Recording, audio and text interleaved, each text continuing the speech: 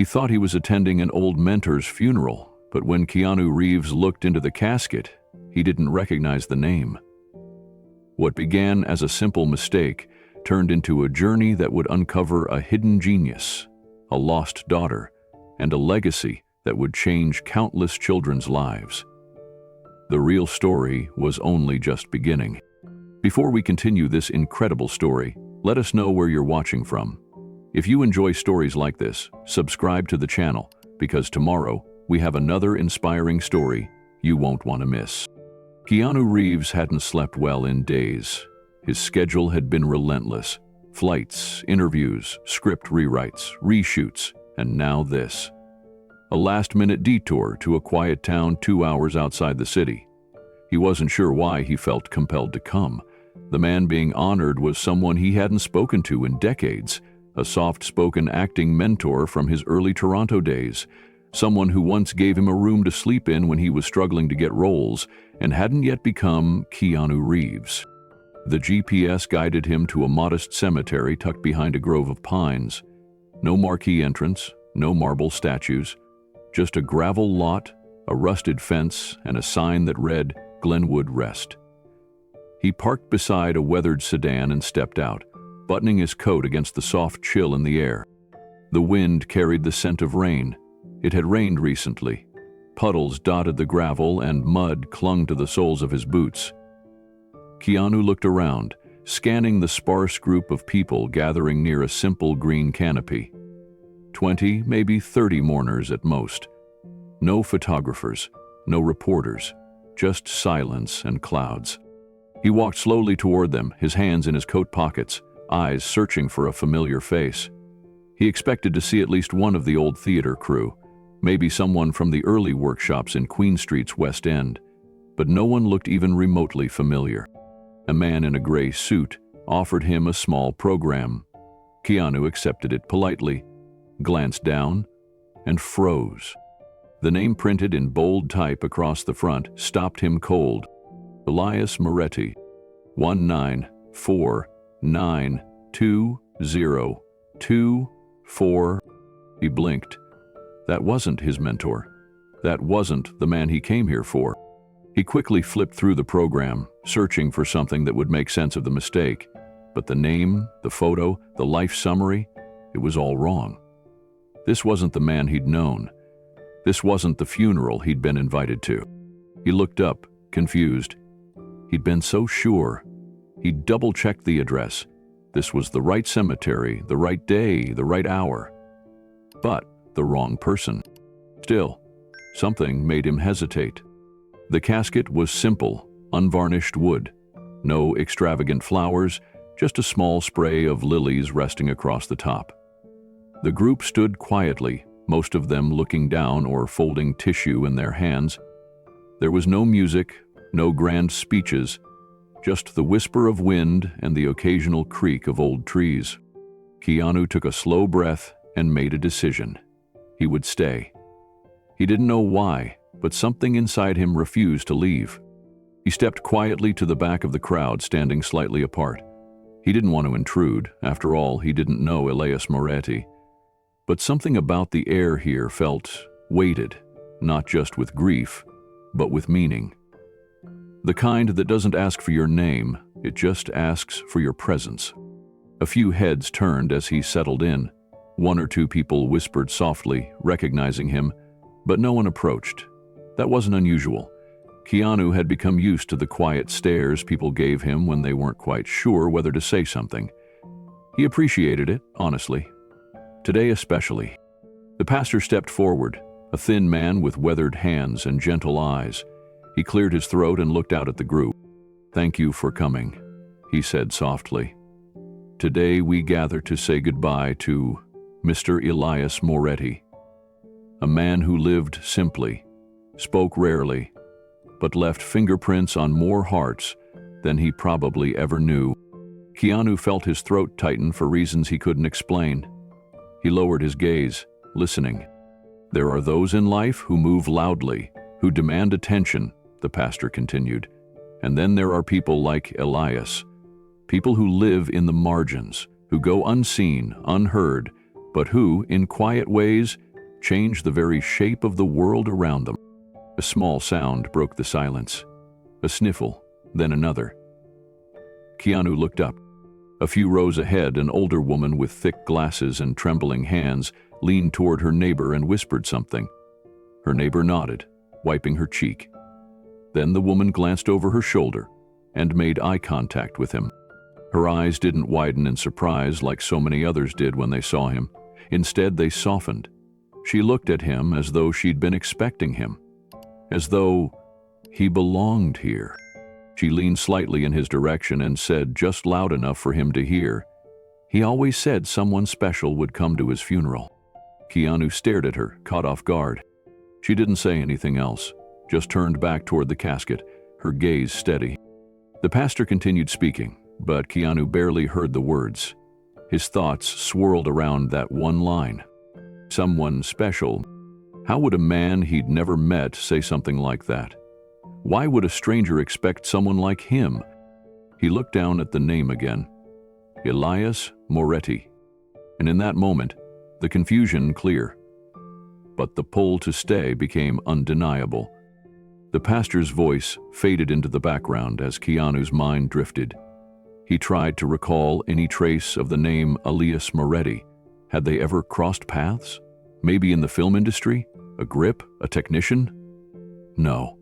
The name didn't stir anything, and yet the feeling lingered, like a thread being tugged gently from inside his chest. He stayed rooted in place as the ceremony moved on. The pastor invited anyone to share a memory. A few brave souls stepped forward. An older man who worked at the local hardware store said Elias had always helped carry salt bags for the elderly in winter. A retired teacher spoke about seeing him reading science magazines at the diner every Sunday morning, never talking much, but always smiling at the kids who came in. A young woman with a baby on her hip whispered, "He shoveled my sidewalk for 3 winters straight. Never asked for anything, just did it." None of them said how they knew him well. Most only knew pieces, fragments of a man who kept to himself. But the words they used to describe him were the kind that mattered most. Kind, quiet, steady, curious, gentle. Keanu found himself absorbing each sentence like it was a line from a script he hadn't been given, yet somehow understood. When the ceremony ended and the casket was lowered into the earth with aching finality, people began to drift away. A few lingered to place flowers. Others huddled near their cars, speaking in hushed tones. Keanu remained still, the wind pushing softly against his coat. The elderly woman who had spoken to him earlier approached slowly. Her name tag from the church pinned crookedly to her cardigan read Martha. She stopped beside him, looking up with wise eyes. "You don't have to say anything," she said. "I just want to thank you for staying." Keanu hesitated. "I wasn't supposed to be here. I thought this was someone else's service." She smiled gently. "Then maybe it wasn't a mistake." Elias believed the universe didn't waste time on accidents. He looked at her. "Did he know me?" "No," she said. "Not really. But he talked about you once, years ago. Said you understood silence. That if anyone could carry a quiet man's dream forward, it might be you." Keanu stared at her, caught between disbelief and something deeper, something stirring. She touched his arm. "Thank you for coming, Keanu." And then she walked away, leaving him standing beside the fresh dirt, the empty chair, and a name he would never forget again. The wind had picked up, but no one moved.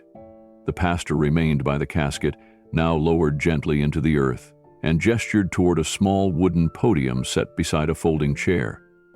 His voice, though soft, carried. Mr. Elias Moretti didn't leave behind a will or known relatives or property. But what he left behind, the pastor paused, was something not measured in money or headlines. It was something far more enduring. There was a silence, then he nodded toward the crowd. If anyone would like to share a memory, this would be a good time. For a moment, no one moved. Then a woman stepped forward from the back. She wore a bright scarf and carried a small notebook pressed to her chest. She looked to be in her late 40s, with kind eyes and a hint of classroom exhaustion in her posture. "I'm Claire Carmichael," she said. "I teach 3rd grade at Hillside Elementary. Elias, he was our night janitor." She glanced down at the casket, then back to the small group. "I've worked at that school for 17 years, and in all that time, I've never seen someone do so much with so little recognition." He didn't speak much. He moved quietly, always after hours, always humming to himself. But our students noticed things. They noticed their broken desk was fixed the next day, that the science fair projects they accidentally crushed were somehow standing again in the morning. She paused, emotion pressing against her voice. "One day, I found a student crying in the hallway. His name was Darren. He was holding a shredded drawing, something another child had torn. I was about to comfort him when I heard Elias's voice. Soft, low. He crouched next to Darren and said, 'Every star you draw is still in your mind. You can always draw it again.' And he gave him a fresh sheet of paper from his own pocket. I didn't even know he carried paper. But that boy went on to draw a whole galaxy." Claire's eyes scanned the crowd. "I think that's who Elias was. He gave kids their galaxies back." Keanu stood completely still. Something in that last sentence wrapped around his heart. He didn't know this man, but the idea of giving someone back their galaxy felt like something that mattered. "That has me on a date," Keanu said. "I could be gone for a while." Claire nodded once toward the casket, then stepped away from the podium and rejoined the crowd. Another silence settled, and then an older woman stepped forward. The woman who approached the podium walked slowly, with the kind of deliberate care that came from years of aching joints and graceful survival. Her silver hair was braided down her back, and she wore a blue cardigan with tiny planets embroidered along the sleeves. "My name is Ruby Grant," she said softly. "I lived 2 doors down from Elias for nearly 11 years. We shared a wall. And even though we didn't talk much at first, I got to know him in ways most people wouldn't expect."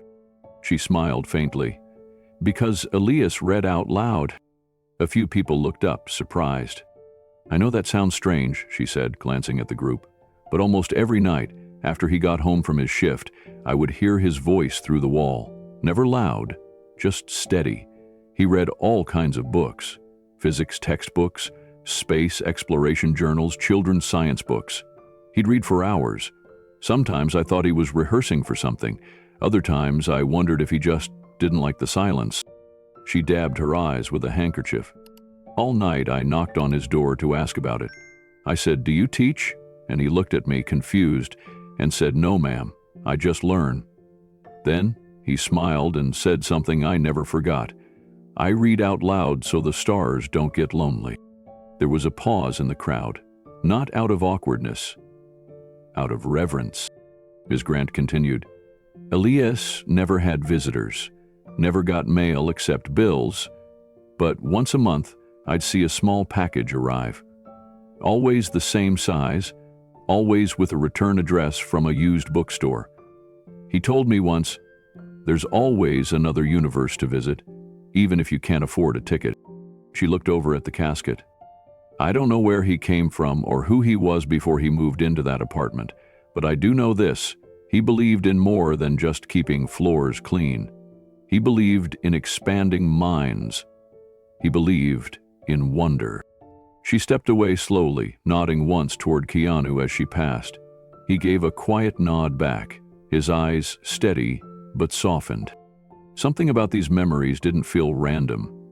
They felt curated, like tiny puzzle pieces of a man who had lived a secret life with cosmic purpose. And then, unexpectedly, a small hand raised from the front row. A child stood up. A boy no older than 7, with untied shoelaces and a nervous look in his eyes. The pastor gently guided him forward. The little boy stepped up to the podium with hesitant feet, clutching something tightly in his hand. A piece of paper. His mother stood just behind him, offering silent encouragement. But he didn't look back. He stood on his toes to reach the microphone and cleared his throat. "My name is Luca," he said, his voice small but clear. "I'm in 2nd grade. Mr. Elias used to clean our school." Keanu watched him carefully. There was something about this child's bravery that hit differently, like he was carrying a message that no adult could deliver. Luca unfolded the paper and looked at it. "I wrote this for him last week, when he got sick." He began reading, slowly and carefully, some words coming out a little crooked. "Dear Mr. Elias, thank you for helping me with reading. I didn't like reading before because it made my head feel messy, but you told me that reading is like flying through space, and you just have to learn how to steer. You let me read from your rocket book, and you let me keep the page about Mars. Now I like reading. I want to read about every planet." He paused and looked out at the crowd. He said that if you read long enough, you can go anywhere, and I think he was right. Luca folded the paper again, his hands trembling slightly, then added one last thing. "Mr. Elias was my friend, and I hope he's on a rocket now, flying to somewhere good." The moment landed like a soft meteor. Everyone stood quietly, moved not just by the words, but by the way they were delivered, with innocence, with truth, with the kind of raw belief that only children seem to hold without shame. Luca stepped down. His mother wrapped him in her arms and whispered something into his hair. Keanu turned his gaze toward the ground again. This wasn't the funeral he had come to, but it felt like the one he was meant to find. He'd spent so much of his life surrounded by the loud, the public, the extravagant. But this man, this janitor, was building constellations in silence, lighting fires in tiny, overlooked corners, teaching space through mops and books and bedtime whispers behind thin walls. And for the first time in a very long while, Keanu felt something stir that went deeper than sorrow. It felt like gravity, pulling him toward a story not yet finished. After the last shovel of dirt was packed and the folding chairs began to creak from being gathered, most people slowly made their way back to the gravel lot. The mood was somber, but not heavy, like the sky after rain. Keanu lingered near the edge of the crowd, uncertain what he was waiting for, but sure that he wasn't done. He was staring at the simple marker, a wooden sign with Elias Moretti's name burned into it, when he felt a presence beside him. Not loud, just there. He turned slightly. A little girl stood a few feet away, maybe 7 or 8 years old, holding a folded piece of paper in her hands. Her black hair was in 2 braids. She wore a too big cardigan and scuffed shoes. Her eyes were wide and cautious, the kind of eyes that waited before they trusted. Keanu gave her a small, gentle smile. She didn't return it at first. But after a pause, she took one small step forward. "Did you know Mr. Elias too?" she asked. Her voice was soft, not shy exactly, careful. Keanu crouched a little to meet her at eye level. "No," he said honestly, "I didn't. I thought I was coming to someone else's funeral, but I stayed. Something told me I should." The girl nodded slowly as if that made sense. "I'm Ava," she said. "I go to the school where Mr. Elias cleaned the floors." Keanu extended a hand gently, and she shook it like an adult, with surprising seriousness. "I'm Keanu," he said. "It's nice to meet you, Eva." She looked down at the paper in her hands, then back up at him. "Can I show you something?" "Of course." She unfolded the paper carefully. It was a drawing, done in crayon. Bright colors, bold lines, the kind of work that mixes imagination and simplicity in equal measure. It was a spaceship, a big one, with flames coming from the back and stars scattered all around.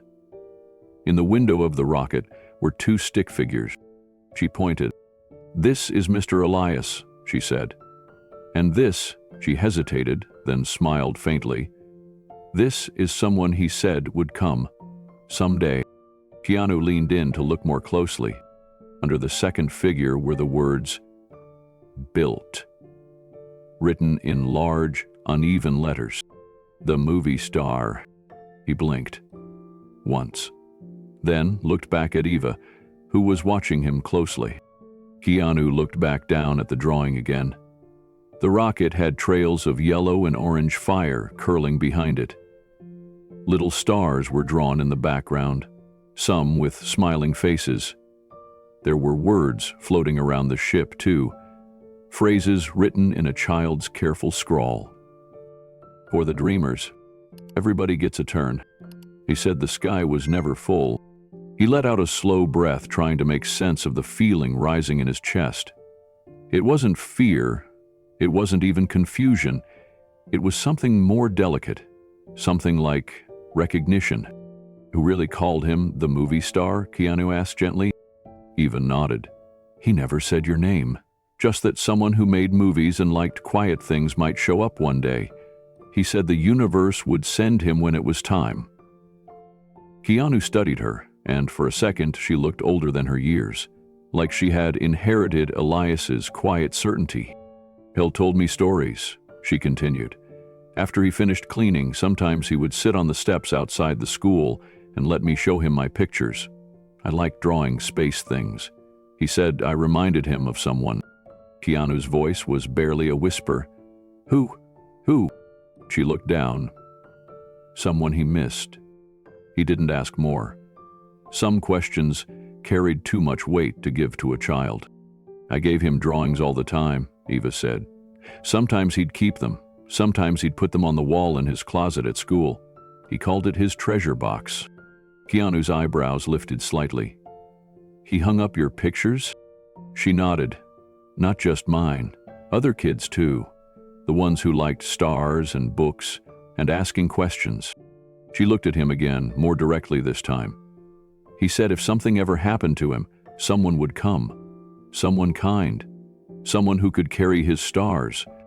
Her voice caught a little at the end. She pressed the drawing back into his hands. I think maybe that's you. Keanu stared at the paper, then at Eva, then at the fresh grave behind them. He didn't speak right away. He didn't know how to, not when everything in his body felt like it was tilting toward something larger than coincidence. Can I keep this? He asked finally. Eva nodded. It was for you. He folded the picture carefully like it was made of glass and slipped it into his coat pocket. Thank you, he said, and meant it more than most thank yous he'd ever given. Keanu folded the drawing and placed it in the inside pocket of his jacket, not out of dismissal, but with the care one might give to a fragile treasure. He stood in silence, watching Eva skip back to the woman at the back of the room, likely her mother. They held hands, and the two of them glanced over at him again, the mother offering a grateful nod. Keanu returned it with a slight bow, still caught between awe and quiet disbelief. He turned back toward the front of the chapel. People were leaving now, filing out with slow steps and low murmurs, but Keanu remained where he was, anchored by something heavier than confusion. He walked slowly to the photo display near the casket, simple but personal. No extravagant floral arrangements, just old photographs, clipped to twine, dangling like childhood memories caught in time. One image stopped him. It was a faded, grainy photo of a little boy at a movie theater holding a popcorn bucket nearly his size. The caption beneath read, Elias, age 7, first time at the movies. The day the stars spoke, Keanu's chest tightened. That film, he remembered it. He was barely in his 20s then. A strange, philosophical space story, barely a blip in his career, but it had gained a cult following among quiet dreamers. He remembered the premiere in that very city, decades ago. He'd stayed afterward, signing autographs late into the night. Could that have been the day Elias saw him? He looked closer. Behind the boy in the picture, barely visible in the dim lighting, was the corner of a movie poster, and just beside it, a blurry figure in a suit, kneeling down with a pen in hand. Keanu blinked. Was that him? A chill crawled down his spine. He stepped back and looked over the entire display again. Photos of Elias growing older, always in second-hand suits, always with that same open face. A high school graduation photo, one at a community play, another at what looked like a children's hospital. Elias in a Santa costume, surrounded by kids with IV poles and brave smiles. Elias had lived a quiet life, but a full one. Keanu turned around, scanning the thinning room. He needed to know more. He walked toward the back, where Ava and her mother were preparing to leave. He approached slowly, not wanting to startle them. "Excuse me," he said gently. "May I ask, how did Eva know Elias?" The woman hesitated, then smiled. "I was her neighbor," she said. "Lived across the hall. Didn't have much, but he'd always invite the kids over for hot cocoa and stories. Called them his astronaut club. Every Friday night, they'd pretend to go to the stars." Keanu looked at Eva again. The drawing, the spaceship, the window with two figures. The man who told stories, and the man in the stories. He had no idea that one kindness decades ago had planted such a seed, and now he was standing inside the fruit of it. He swallowed hard. Fate had brought him here. But why? And what came next? The school sat quietly under a blanket of late afternoon light, its playground empty, swings creaking gently in the wind. Keanu followed Eva and her mother through the front gate, where a woman stood waiting. A middle-aged teacher in a navy cardigan, her posture both curious and reverent. "You must be Mr. Reeves," she said softly as she extended her hand. "I'm Miss Trent. Elias spoke about you, though never directly." Keanu raised an eyebrow. "Spoke about me?" She nodded, smiling as though holding on to a secret too big to carry alone. "Not by name, just the movie star who mattered. That's what he called you, said one day, if fate lined things up right, you'd come looking." He glanced down at Eva, who gave him a small, knowing grin. They walked through the main hallway, walls lined with children's artwork, many of them featuring rockets and planets, and turned a corner into the maintenance wing. Ms. Trent stopped in front of a narrow door tucked between a storage room and the boiler closet. She unlocked it and pushed it open. "This was Elias's space?" she said. The closet wasn't large. A single yellow bulb flickered overhead. Shelves lined the walls, stacked with paint cans, tools, and janitorial supplies. A well-worn mop leaned in the corner, and a small fan oscillated silently near the floor. But beneath the layers of dust and rust, something else lingered. A warmth. A presence. Eva darted forward before anyone could stop her, reaching behind one of the side shelves with practiced ease. She tugged at a hidden panel behind a stack of old buckets, revealing a shallow recess in the wall. Inside sat a gray metal box, the kind used for mailing tools or precious items in shipping containers. On the front was a faded sticker, half peeled, of a cartoon astronaut holding a flag that read, "Dream Big." Eva turned back, beaming. He said only the kind man could open it. Keanu crouched and looked closer. The box wasn't locked, just latched, like it had been waiting. He undid the latch and slowly lifted the lid. Inside, nestled among soft foam, were 3 VR headsets. Modern, high-quality models, clearly expensive. Beneath them, a spiral-bound notebook, the pages thick with handwritten notes, illustrations, and pasted-in photos of galaxies, lunar landers, and Mars rovers. A label on the front read, "Mission Manual." For the kids. Keanu reached in, lifting the notebook with care. The pages flipped open to hand-drawn lesson plans, each one styled like a space mission. One was titled, Operation Saturn Ring Toss. Another read, Rescue the Moon Base. Each exercise tied imaginative play with real physics, astronomy, and teamwork. It was brilliant, educational, and beautiful. At the bottom of the box, buried beneath the headsets, was a sealed folder. Thick, yellowing. The outside was marked with a single set of initials. K.R. Keanu froze. He looked up at Ms. Trent. She nodded. We found that the day after Elias passed. We didn't open it. He said it wasn't for us. Keanu sat down on the worn stool beside the mop bucket, folder in his lap. The weight of it was strange, not heavy in mass, but in implication. Letters. For him.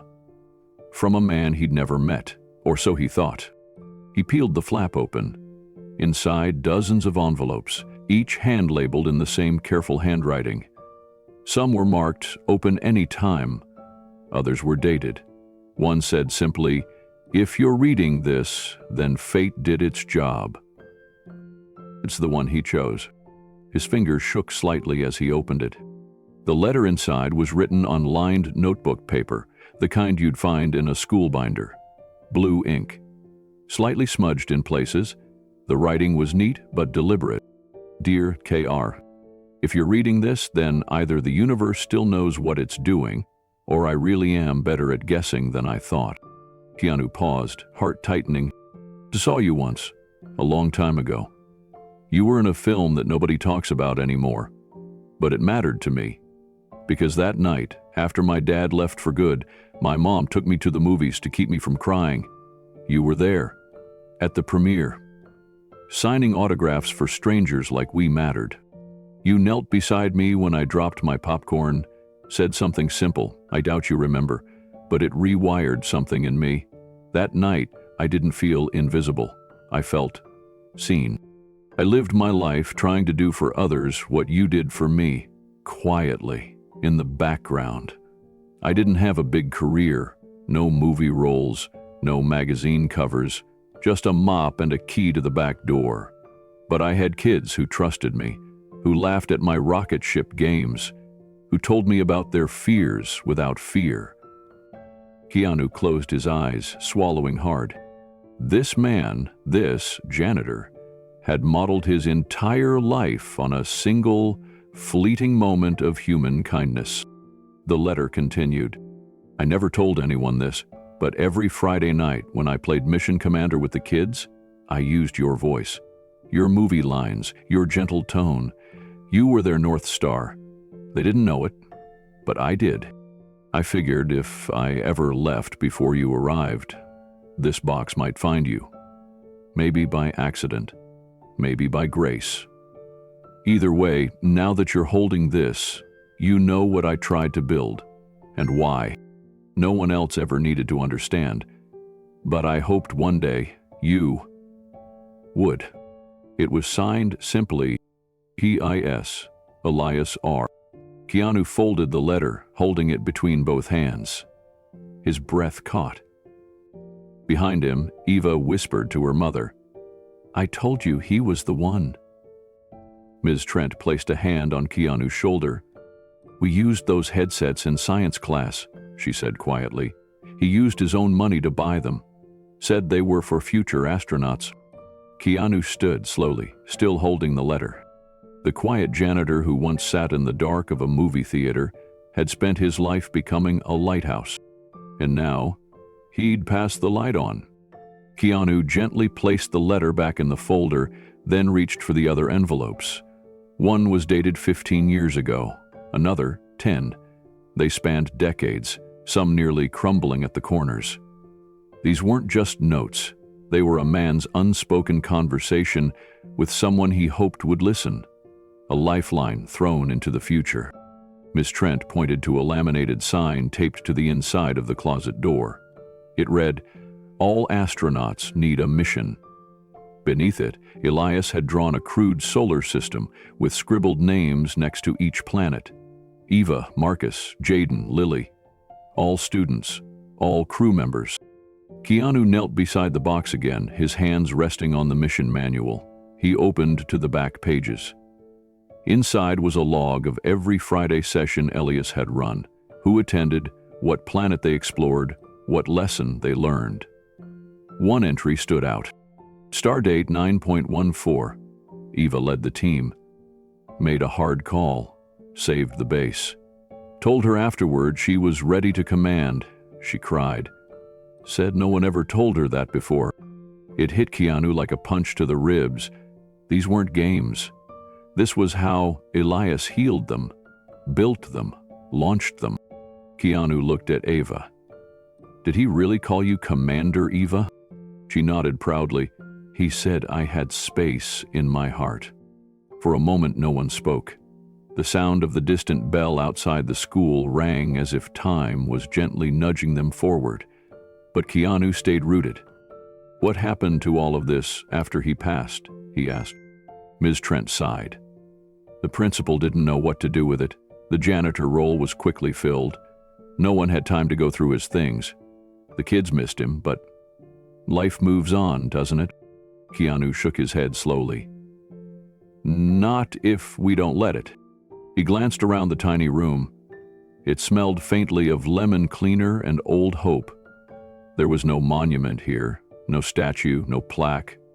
But this was the most sacred space he'd stepped into in years. He turned to Miss Trent. Would you mind if I kept the letters? They're yours, she said. He made that clear in every way. And the headsets? Ms. Trent hesitated. They've just been sitting here. I want to upgrade them, Keanu said. Make sure every kid at this school gets a chance to use them. Space exploration, world travel, whatever their dream is. This doesn't end with Elias. Eva beamed. So, you'll be the new commander? Keanu chuckled. I think I'm more like the pilot. You're the one steering the ship now. He looked back at the closet, the hidden box, the photos, the poster on the wall. Everything about Elias had been invisible to the world, but not anymore. Not now. Keanu stood taller. He didn't come here for this, but he'd been chosen by it anyway. The closet had held more than secrets. It had held a blueprint for building better futures. The following morning, Keanu sat at a long oak table inside the local library, surrounded by yellowed newspaper clippings, printouts, and an aging laptop that whirred louder than it worked.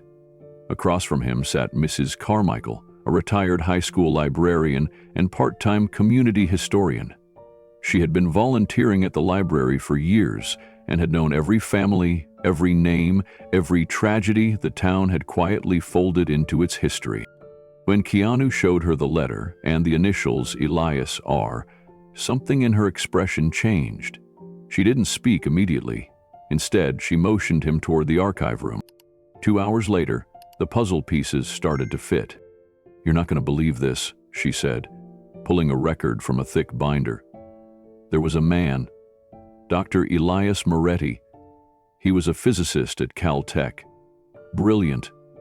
Worked on early virtual learning systems. After his wife died, he left everything. Keanu leaned forward. His wife died? Mrs. Carmichael nodded. A house fire, terrible accident. His wife and daughter were listed as presumed dead. This was 20 years ago. The story made the local paper, but barely. He disappeared not long after, never collected his pension, never published again, just vanished. Keanu rubbed his hands together, processing. And you think, that's the same Elias. Too many details match, she said. The timeline, the interest in kids, the VR headsets. Even the name change makes sense. Moretti to Elias. He kept part of it. Keanu opened the folder again and flipped through more of the letters. Some were dated exactly 20 years ago. They weren't addressed to him, but they were filled with reflections, questions, even equations. He read one aloud. Some days, I still hear her voice behind the door. I almost knock, forgetting she's not there. But what if she is, in another timeline, another version of me that didn't fall asleep at the lab that night? Mrs. Carmichael sat back in her chair. That's not a janitor talking. Keanu nodded. No, that's a grieving scientist. They kept digging. Keanu scoured forums. Mrs. Carmichael combed the town records. The details continued to match, except for one. There was no official death certificate for the daughter. Only the mother. Keanu's heart skipped. They exchanged a glance, both understanding the implications. Just then, a quiet knock came at the glass of the study room. A social worker named Linda, who had been helping archive school donations, held a worn binder and a tissue in her hand. "I think I know more," she said softly. "About Elias." Keanu stood. Linda sat down slowly, eyes damp but voice steady. "I met him 18 years ago," she said. "He came into our office, no ID, said he'd changed his name. He didn't want assistance, just clearance to work. Said he needed to be around children. Said he owed the universe something." Linda clasped her hands on the table, her fingers trembling slightly as she spoke. "He told me he used to have a family, but that life was gone. I remember thinking he sounded like someone who'd lost everything and was just waiting for a reason to keep breathing. He refused charity, refused counseling. The only thing he asked was if I could place him in any job where he could be of use to kids." Keanu listened, his jaw tightening with each word. "Did he ever mention what happened? The fire?" Linda nodded slowly. "He said it wasn't just a fire. He blamed himself, said his experiments distracted him, and by the time he came home, it was too late. He couldn't even bear to keep the same name.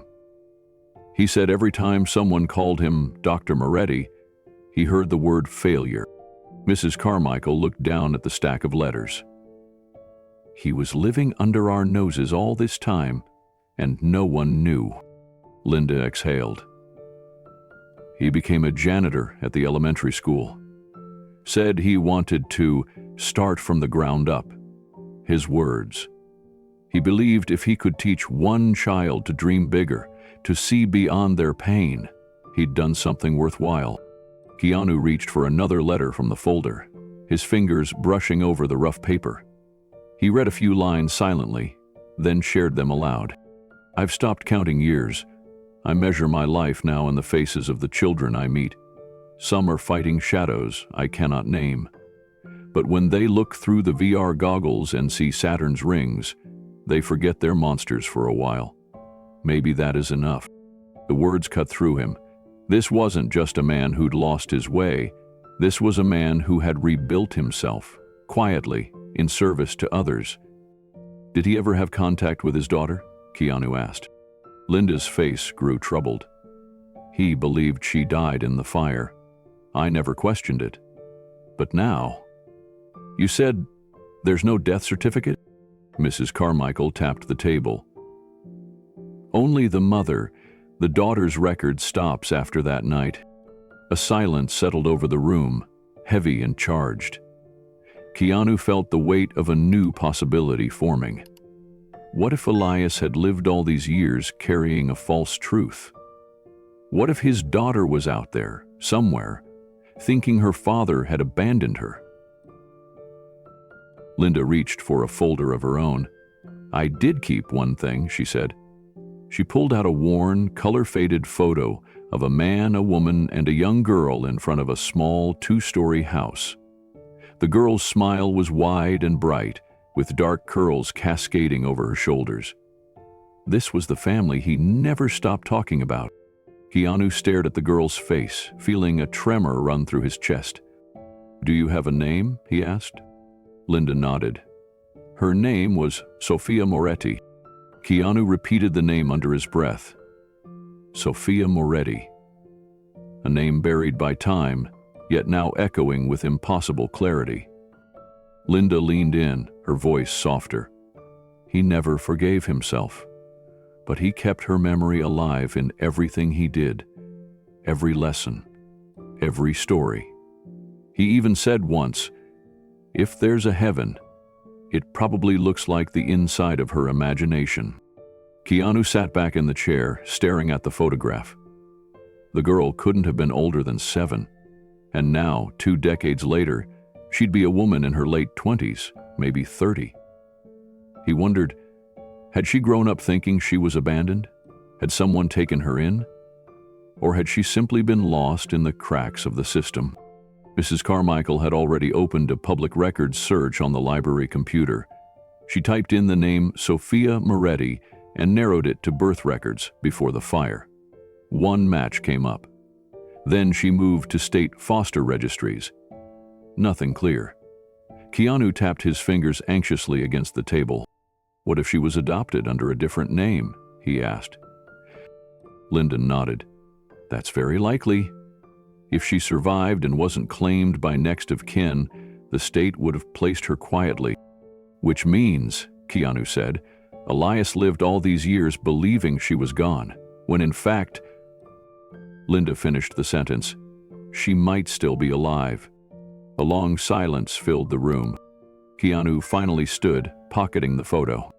I want to find her, he said. She deserves to know who her father really was. Not just the man who vanished, but the one who rebuilt himself for kids like Eva. She deserves to hear the story he spent 20 years writing for her. Linda reached into her folder once more and handed him a contact card. There's someone who might help, she said. A friend of mine at the Office of Vital Records. Discreet, kind. Her name's Callie. She owes me. Keanu took the card. Mrs. Carmichael smiled. Funny, isn't it? You came to town thinking this was just a mistake, a funeral for a stranger, and now you've inherited a whole constellation of truth. He nodded. I didn't come for this, but now I can't leave without finishing it. As they gathered the papers and returned them to folders, Ms. Trent knocked lightly on the glass door again. She held a drawing in her hand. Eva wanted you to have this, she said. It was another crayon image, this time of a large rocket ship, surrounded by stars. In the window were 3 figures now, Elias, the movie star, and a young girl with curly hair, all smiling together. Keanu held the picture for a long moment. The past wasn't finished with him, but maybe, finally, it was ready to be healed. Outside the library, the sun had started to set, casting golden streaks through the trees. Somewhere out there, Sophia Moretti existed, and Keanu had just taken the first step toward bringing her home. Keanu returned to the school the next morning, unsure of what he'd find waiting for him. The building felt quieter than before, almost like it knew something had shifted. He walked through the side entrance and found Eva and her mother already there, waiting just outside the classroom where Elias used to clean after hours.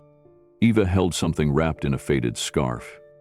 I almost forgot, she said, handing it to Keanu.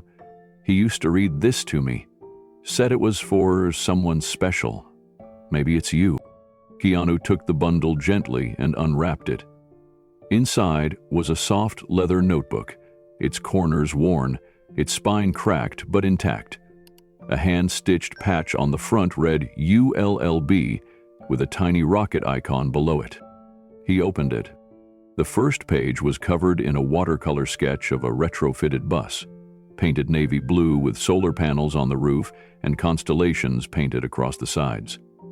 The next few pages were packed with handwritten notes, blueprints, and designs.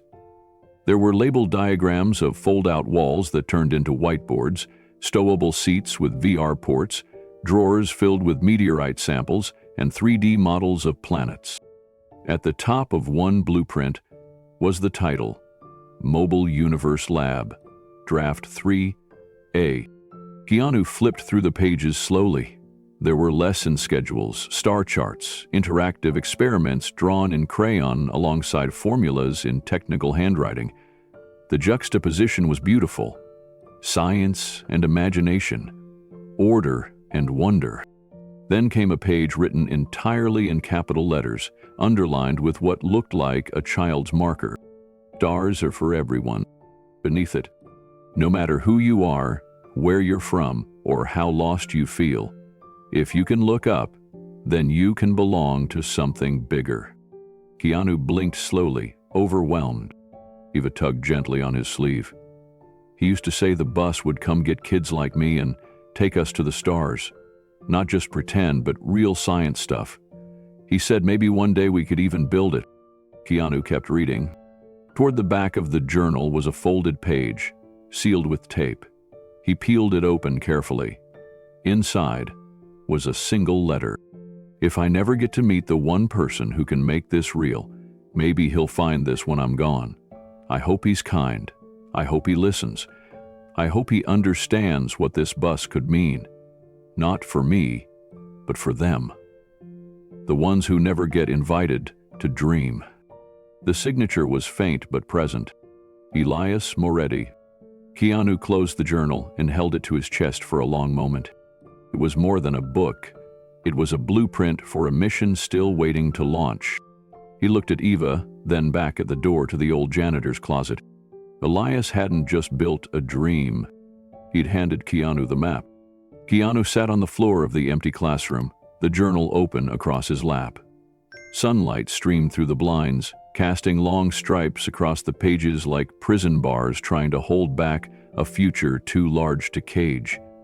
Page after page revealed just how much Elias had dreamed. Not for himself, but for the forgotten children who walked the world with heads down, never knowing the sky belonged to them too.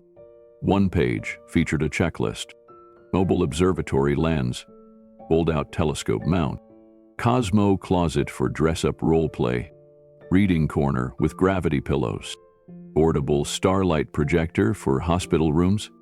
Next to each item, Elias had scribbled little stars, some filled in, some not. A system of hopes, some already accomplished, others still waiting. At the bottom of the page was a sentence underlined 3 times. Starbound Bus can reach more galaxies than one rocket. The idea stunned Keanu with its simplicity. Elias hadn't meant that literally, of course. He meant that a single bus driving into the lives of underserved children could plant more stars in more hearts than any launch at Cape Canaveral. He turned another page. There were testimonials written in crayon or childish handwriting. Some were from kids, others copied down by Elias, likely quotes overheard during his sessions. I didn't know Saturn had rings. I thought it was just for wedding stuff. Marcus. Age 7. Miss Lily told me I was dumb, but Mr. Elias said my questions make me a scientist. Cheda. Age 9. If I go to Mars, can I still call my grandma? Eva. Age 6. Keanu chuckled softly, then blinked away the sting in his eyes. The pages carried emotion like electric current. There were fingerprints smudged into the margins, tiny stars drawn in silver pen, dried glue in the corners where children had pasted their own contributions, drawings, stickers, torn pieces of dream. This wasn't just a teaching tool, it was a shared universe. He looked at Eva again, who had taken a seat by the chalkboard, humming softly as she drew new stars with broken pastel chalk. You believed in him, didn't you? Keanu asked. She nodded, not looking up. I still do. He closed the book gently and stood, walking to the front of the room. On the whiteboard, a faded message remained in blue marker. Today's mission, explore the sun, but wear extra sunscreen. Keanu smiled. It struck him then. How Elias had never waited for permission to start. He used what he had. A closet, a mop, imagination, and love. Now the dream had passed to him. The bus wasn't just a blueprint. It was a calling. And the kids? They were already waiting at the station. He looked down at the cover once more, ran his fingers over the cracked letters. Universe Learning and Beyond. The mission had a name. Now it just needed a pilot. That evening, Keanu sat on a bench outside the school, the journal resting on his knees. The street was quiet, the sky slowly darkening above him, stars beginning to push through the fading light. He opened the journal again, this time not to study, but to absorb. Elias hadn't built a fantasy, he'd built a framework. Every element was intentional, portable, scalable, rooted in wonder and dignity. And the message was clear. This wasn't supposed to die with Elias. A car pulled into the lot. Ms. Trent stepped out and walked over, a rolled-up poster tube in her hand. I almost forgot I had this, she said, handing it to him. He gave it to me years ago after a school fundraiser flopped. Said if the world didn't want his stars, he'd make his own. Keanu unrolled the poster. It was a mock-up advertisement for the Mobile Universe Lab. A painted version of the bus, parked in front of a school, surrounded by beaming children in astronaut helmets. The tagline read, "Learning should orbit every heart." There was a handwritten note at the bottom. For the dreamer, who knows that engines don't always run on fuel, sometimes they run on memory. Keanu stared at the image, his jaw tightening with resolve. He'd seen enough vanity projects in Hollywood, seen enough money wasted on productions that meant nothing. But this was different. This was legacy. And it needed to live. He pulled out his phone and opened a blank notepad file. At the top, he typed, Phase 1, ULab Revival. Below it, he listed, locate used bus shell, contact VR company for headset donations, design solar roof and collapsible learning zones, recruit volunteer educators, schedule pilot stops, orphanages, shelters, rural schools. And then he paused. He scrolled to the top and added one more line. Find Sophia Moretti, because the story wasn't finished. Elias's dream didn't end with reaching children.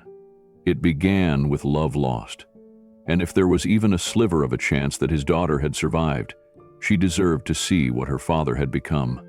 She deserved to see the ship he'd built in his heart. Keanu closed the journal and stood, tucking it under his arm. He turned toward the horizon, where the last streaks of sunlight faded like memory. The Mobile Universe Lab wasn't science fiction anymore. It was real, and soon it would roll again. He whispered the words softly to himself, as if promising them to the stars. Stars are for everyone. August. Then he turned and walked back to his car, already drafting a plan, already picturing the first child who would step into that future bus and gasp. Not because of the technology, but because someone had finally brought the sky to them. 2 days after finding the journal, Keanu sat in a quiet room inside the town's historical center, scanning through hospital records and archived phone logs that Linda had access to. The search had been slow but not fruitless. A handwritten intake form from a hospital in Northern California had surfaced, a document from nearly 2 decades ago. The name listed was Celeste Moretti, age 7, admitted for smoke inhalation, next of kin. Aunt Lorraine Chambers. The last name was different, but the timing was right, and it was the first trace of Sophia Moretti, now Celeste, that hadn't ended in uncertainty. Keanu's heart began to race. He dialed the hospital listed at the top of the document, unsure if the number would still be active. To his surprise, the receptionist transferred him quickly to a retired hospice nurse, who now volunteered part-time. "Mrs. Ellen Vaughn?" he asked gently. "Yes," she replied. Her voice was older, weathered, but kind. "May I help you?" Keanu hesitated, unsure how to begin. "I'm calling about a girl who came through your care many years ago, Celeste Moretti. She was listed under her aunt's custody after a house fire. I believe she may be someone I'm searching for." There was a pause on the other end. "I remember that child," Ellen finally said. "Most of the staff do. She came in scared, barely breathing, wouldn't speak for the first 3 days. We didn't know if she'd make it." Keanu's breath caught. "What happened to her?" "She was discharged into the custody of her mother's sister, Lorraine. Cold woman, if I'm being honest.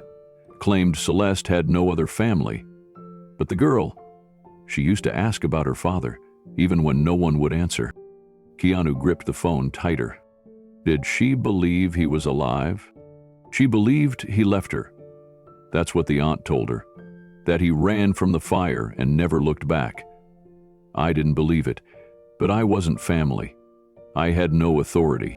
A silence hung between them, heavy and tragic. "Do you know where she is now?" he asked quietly. "I do," Ellen said. "She found me again, years later, wanted answers." Keanu stood from his chair, heart pounding. "She's alive," Ellen said softly. "And she's been looking for the truth her whole life." Keanu leaned against the window, his voice low. "Can you tell me where she is?" Ellen hesitated, Not from distrust, but from the weight of what she was about to give. She lives in Napa Valley now, goes by Celeste Chambers, teaches 7th grade science at an academy there, started a girls' robotics club, volunteers at the planetarium on weekends. Keanu closed his eyes for a moment. The irony struck him like lightning. She hadn't just survived. She had followed the very road her father had carved in silence. "She teaches science," he whispered. "She told me once," Ellen continued, "that she felt closest to her father when she looked at the stars, said she didn't know why, but she always felt he was somewhere out there, watching." Keanu felt emotion climbing into his throat, tight and fierce. "She has no idea who he became." "No," Ellen said. "She thinks he gave up. But if what you're saying is true, if he spent his life trying to build something good, then she deserves to know. She deserves to see who he really was." Keanu nodded slowly, staring at the distant sky through the glass. "Thank you," he said quietly. Ellen's voice softened. "Are you going to tell her?" "Yes," he said. "She's part of this now. She always was." After hanging up, Keanu sat in the quiet for a long time. He placed the phone down beside the journal. The image of Elias's face lingered in his mind. The humble janitor who swept floors and launched imaginations, carrying a wound he never thought would heal. And now, the miracle had arrived. His daughter was alive. Not just alive, but thriving. Teaching science, shaping young minds, echoing his spirit without even knowing it. Keanu turned to the chalkboard behind him. In the corner, where a child had once written, "Commander Eva," he now scribbled one word in bold letters. Celeste. She was no longer a ghost. He was a daughter, a teacher, and perhaps, unknowingly, the final co-pilot to Elias's dream. The truth was no longer buried. It was rising like a star breaking the horizon, and Keanu knew exactly what he had to do next. The next morning, Keanu packed the journal, the letters, and the poster mock-up into a leather satchel and drove north. The vineyards of Napa rolled past in rows of green and gold, but his thoughts were fixed on a little girl with curly hair, left behind in the smoke, and the woman she'd become despite it all. He parked outside a modest brick school nestled between tall sycamores. It was late afternoon. Students were filtering out in groups, backpacks bouncing, laughter echoing. Keanu waited until the last bell rang. Then he saw her. Celeste Chambers stepped out of the side building, clipboard in hand. She wore a denim jacket over a sunflower yellow dress, her hair in a soft braid over her shoulder. A group of young girls followed her, excitedly talking about their next robotics challenge. Celeste smiled patiently, encouraged them, and gave one of them a high five. She had her father's calm, his warmth. Keanu felt his throat tighten. He waited until the girls walked off before stepping forward. "Miss Chambers?" he asked. She turned toward him, polite but cautious. "Yes." He held out a single envelope. On it, in Elias's handwriting, were the words, "For the dreamer who finds this last." Celeste took it, confused. Her fingers ran over the writing. "My name is Keanu Reeves," he said quietly. "I think you deserve to know who your father really was." She looked up sharply. What?" "I know it's sudden," he said gently. "But I've spent the last few days learning about a man who changed more lives than he ever imagined. His name was Elias Moretti. He thought he lost you, but he never stopped hoping." Her lips parted slightly, trembling. "You're saying he's..." Keanu nodded. "He didn't abandon you. He became something extraordinary. For you, for others. I have proof. And a story. If you'll let me share it." Celeste looked down at the envelope again, as if afraid it might vanish. And then, tears filled her eyes. "I've waited my whole life for someone to say those words." She pressed the envelope to her chest and nodded. "Tell me everything." The next day, Keanu stood by the door of Elias's old janitor closet, now dusted, cleaned, and softly lit. The foam box with the VR headsets had been carefully returned to its place. The mission manual rested on a small stand like a sacred text. Every photo, every child's drawing, every scrap of Elias's world had been restored with reverence. Celeste arrived just after noon. She walked the hallway slowly, as if trying to absorb the air her father once breathed. Her eyes were red-rimmed from the night before, but steady. When she reached the doorway, she stopped. "This was his space?" she asked. Keanu nodded. Every dream he ever had for someone else started here. She stepped inside without another word. At first, she didn't touch anything, just looked. Her fingers hovered over the laminated star maps, the labeled tool drawers, the tiny poster above the shelf that read, "Fuel your fire, find your sky." Then she saw the names written in marker on the whiteboard tucked behind the shelf. Eva, Marcus, Lily. Keanu stepped forward. His crew, the kids he said made him feel human again. Celeste swallowed hard. He was alive, all this time. It was more than alive, Keanu said. He was building something, even through his grief. She crouched by the foam box and carefully lifted the VR headset, running her thumb along the side where Elias had etched tiny initials. "Keys aren't just tools," she said quietly. "They're invitations." Keanu opened the notebook and showed her the drawings, the bus, the planets, the teaching diagrams, the scribbled hopes. Celeste turned each page slowly, like handling the last heartbeat of someone she never got to hold. He stopped on the page labeled, "Stars are for everyone." Tears slid down her cheeks. Did he really believe that? Keanu met her eyes. "Emma believed it because of you. You were the reason he started all this." Celeste blinked, her voice breaking. "He never stopped loving me?" Keanu reached into his coat and removed one last envelope. On the front, in Elias's familiar hand, it read, "To my starlight in case I disappear." Celeste froze. She took the envelope with both hands, trembling. Then she held it to her chest and closed her eyes. In that small, sacred room, time stood still. What could never be reclaimed could finally be heard. Celeste sat on the floor of the closet, knees tucked beneath her as she held the sealed envelope like something holy. The paper was soft with age, its corners slightly worn, but the ink remained vivid, her name written not with hesitation, but hope. Keanu gave her space. He knew this moment didn't need words. She opened the letter slowly. Her eyes scanned the first lines and her hand shot up to her mouth. Her breathing grew uneven. Then, without looking up, she read aloud in a trembling voice, "To my starlight. If you're reading this, then somehow, against all odds, you're alive. And more than that, you've found me. Or someone kind brought you here. I used to dream that would happen. Every Friday night, I imagined you standing in the back of the room, watching our space crew and laughing again." She paused, tears dripping onto the paper.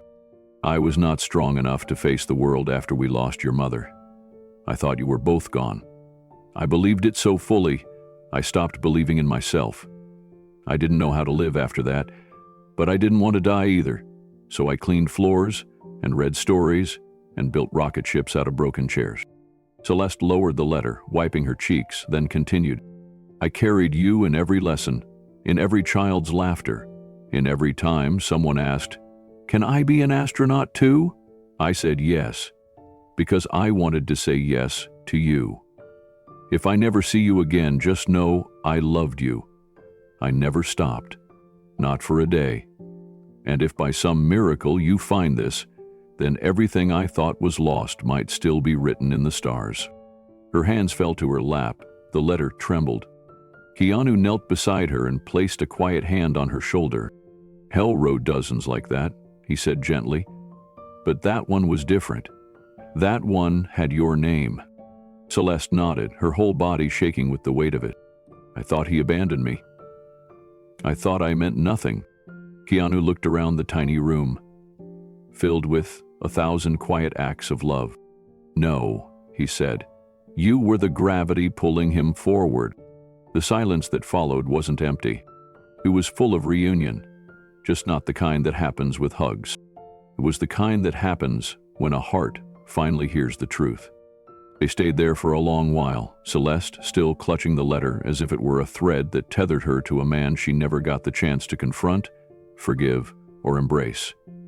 And yet, somehow, it felt like he was there, woven into the walls, folded into the dust, echoing in the stars hand-drawn across the ceiling in faded, glow-in-the-dark paint. I always wondered, she whispered. When I became a teacher, I thought maybe it was just coincidence. That I liked science, that I loved space, but now I know. I was orbiting him the whole time. Keanu exhaled. He built all of this hoping that one day someone like you would come along and make it real. Celeste looked up at him. He thought someone else would carry it? Keanu nodded. He didn't think he'd live long enough to finish it, but he wanted to leave a trail. She smiled faintly through the tears. And you followed it. I just showed up at a stranger's funeral by mistake. Or maybe not by mistake, she said, eyes gleaming. Keanu opened the box beside them and pulled out the laminated mission plan. The one with the final phase, labeled Launch. Bus activation, March 2025. We can do this, he said. You and me, the Mobile Universe Lab. We can build it. She ran her fingers over the drawings. It's beautiful. Already did the hard part, Keanu said. He imagined it. Now we just have to finish what he started. She looked around the room once more. Every shelf, every drawing, every scribbled note held meaning now. Her father hadn't abandoned her. He'd built a galaxy in her name. She stood slowly, her strength returning. I want to be part of this, she said firmly, not just for the kids, for him, for who he really was. Keanu smiled. Then let's launch. They left the closet with the journal in her hands and the dream now officially shared. As they stepped into the hallway, a group of kids ran past laughing, one of them in a cardboard helmet made from a cereal box. Celeste turned to Keanu. Do you think he knew, at the end, that someone would come? I think, Keanu said. He didn't stop hoping. She nodded. Then she glanced up at the ceiling, eyes glistening. I'm here, Dad. I found you. And in that moment, something in the air felt lighter, like maybe, finally, he heard her back. That evening, Keanu returned to his hotel room with the journal laid flat across the desk. The golden light of sunset spilled across the pages as he slowly turned to the final section. A part he hadn't noticed before. The last few pages were denser, written with sharper focus and clear purpose. Elias's voice, once tender and poetic, now carried the edge of a builder. This was no longer just a dream. It was a plan. At the top of the page, underlined twice, were the words, Project Starbound. Beneath that, a subtitle, A Mobile Science Initiative for Unseen Children. Keanu kept reading. The Starbound Bus will travel to schools with limited funding, hospitals with long-term pediatric wards, and shelters where kids have stopped dreaming. The mission is to deliver astronomy, virtual exploration, physics games, and story-based science to the ones no one else reaches. Each page after that was meticulous. Floor layouts of the bus, suggested partnerships, schedules, VR modules categorized by age group, fold-out seating systems, retractable solar panels, portable telescopes mounted on hydraulic lifts, even an optional pop-up planetarium tent. It was everything a child would need to believe again. Keanu turned to a spreadsheet page taped into the journal. The numbers were hand-calculated, with scribbled adjustments in the margins. Used diesel school bus, $6,500, 0 cents. Retrofitting plus solar upgrades, $18,000, 0 cents. Custom shelving plus supply cabinets, $2,100.00. Learning tech bundle, $9,000. No. Artist mural for exterior, $600.00. Let kids help paint it, written beside it. Total, just under $40,000.00. Elias had priced hope. Keanu closed his eyes, letting the weight of it all settle. The next page held a simple map. A red pin marked the very school where Ava still attended. From there, the line stretched across counties, circling rural neighborhoods, townships, and city corners. The route was shaped like a spiral, each loop reaching wider than the last, until it finally stretched toward places Keanu recognized as underserved reservation schools and a children's hospital in Arizona. And then, in the corner, was a tiny handwritten note in the margin. "If I ever meet Keanu Reeves, maybe he'll help me build this." Keanu sat in silence. The pen had already been passed. It was time to start writing the next chapter. The next morning, Keanu took the notebook and drove to a small cafe tucked near the edge of town, where Celeste was waiting. She had brought a laptop, a notepad, and 2 cups of black coffee. When he slid the journal across the table, opened to the Starbound section, she leaned in slowly, her breath catching as she read the title. "This was his vision," Keanu said, quietly. "Not just the classroom, not just the kids. This." She flipped page after page, eyebrows raised in awe. He thought of everything: budget, curriculum, hardware needs, even bus maintenance. This isn't a dream anymore, it's an actual proposal. She turned to the map, tracing the red line from Ava's school to each marked town. "These are real locations," she said. "Some of these I visited in my own outreach work." Keanu tapped the corner of the map. "Look at this," he said. He didn't just want to bring science to kids. He wanted to bring them back into orbit. He believed their imaginations were as necessary as food. Celeste nodded. He was right. She flipped to the next page, where Elias had outlined something called the Starseed Initiative, a mentorship program where students from underserved areas would connect virtually with scientists and engineers across the world. They'd get to ask questions directly to NASA interns, MIT robotics students, even astronauts, Celeste whispered. He wanted to give them access to voices he never had. Keanu leaned back, impressed. He knew connection was power. "And no one would be turned away," Celeste added, reading further. "Even if they didn't speak English well, even if they were sick or undocumented or had learning disabilities." She turned to him slowly, eyes shining. He didn't build this to impress anyone. He built it to redeem everything he thought he lost. Keanu opened the next fold of the journal. It held a blueprint with only one line at the top. "Final touch, let them name the stars." Celeste's hand trembled slightly as she closed the journal. "Then we have to build it," she said. "Exactly how he planned, but with one change." "What's that?" She smiled. "This time, he gets credit." Keanu nodded. It was time. They weren't just honoring a legacy. They were activating a launch. Later that afternoon, Keanu and Celeste stood side by side in a dusty garage outside town, once used to store decommissioned school buses, now mostly abandoned. The owner, a wiry man named Darren, had agreed to meet after Keanu made a few quiet calls. When they showed him Elias' journal and mentioned the words Mobile Universe Lab, he blinked twice, then led them to the back. "This one?" he said, tapping on the frame of a weathered, retired school bus. "She still runs. Needs gutting, but the engine's solid. Was going to sell her for scrap." Keanu and Celeste stepped inside. The air smelled of rubber and old metal, but the bones were strong. The long aisle stretched forward like a runway, just waiting to be reimagined. Celeste ran her hand along the windows. "This is it," she said. "This is where we begin." Keanu opened the back emergency door and stared at the view. The sun hanging low over the hills, kids riding bikes in the distance. "We'll keep his layout," Keanu said. will match the specs: solar roof, adjustable panels, shelves for headsets, VR bays, the reading corner, all of it. Celeste nodded. And we'll bring in artists to help kids paint the outside. She pulled out a folded page from her bag. It was a scanned copy of the mural design Elias had once proposed. A rocket ship made of books, stars with children's names written inside them, and the words, "The sky is not the limit," wrapped around the wheel wells.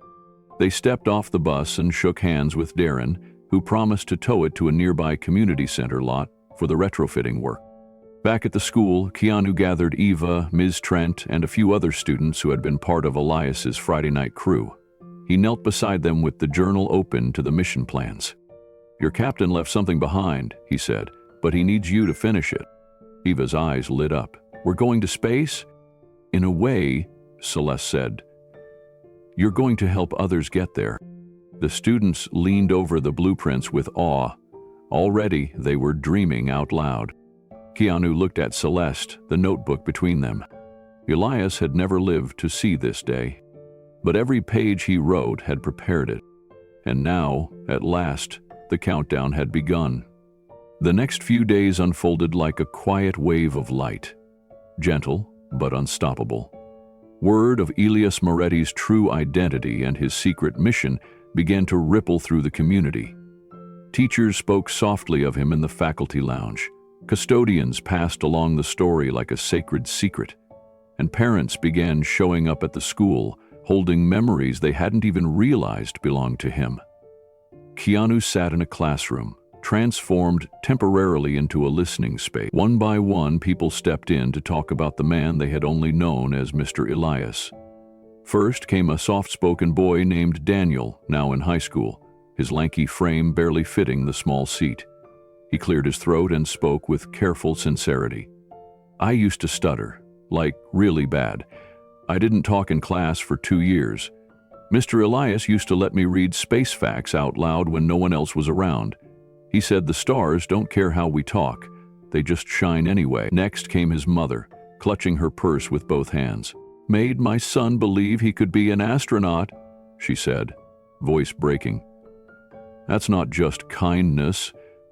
That's revolution." Then a teacher from a nearby school chimed in. "I borrowed a telescope from him once.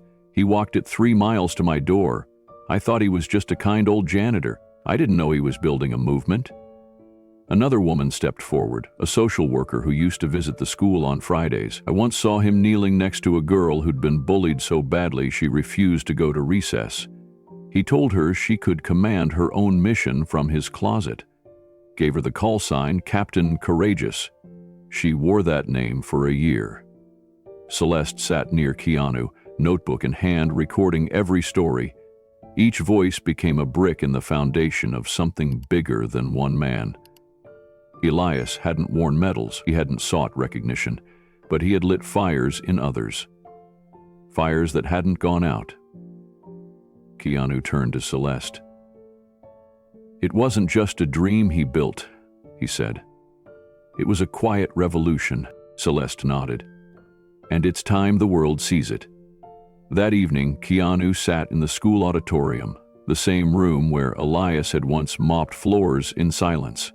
Now, those same floors were filled with people, former students, teachers, janitors, parents, gathered not for a memorial, but a conversation.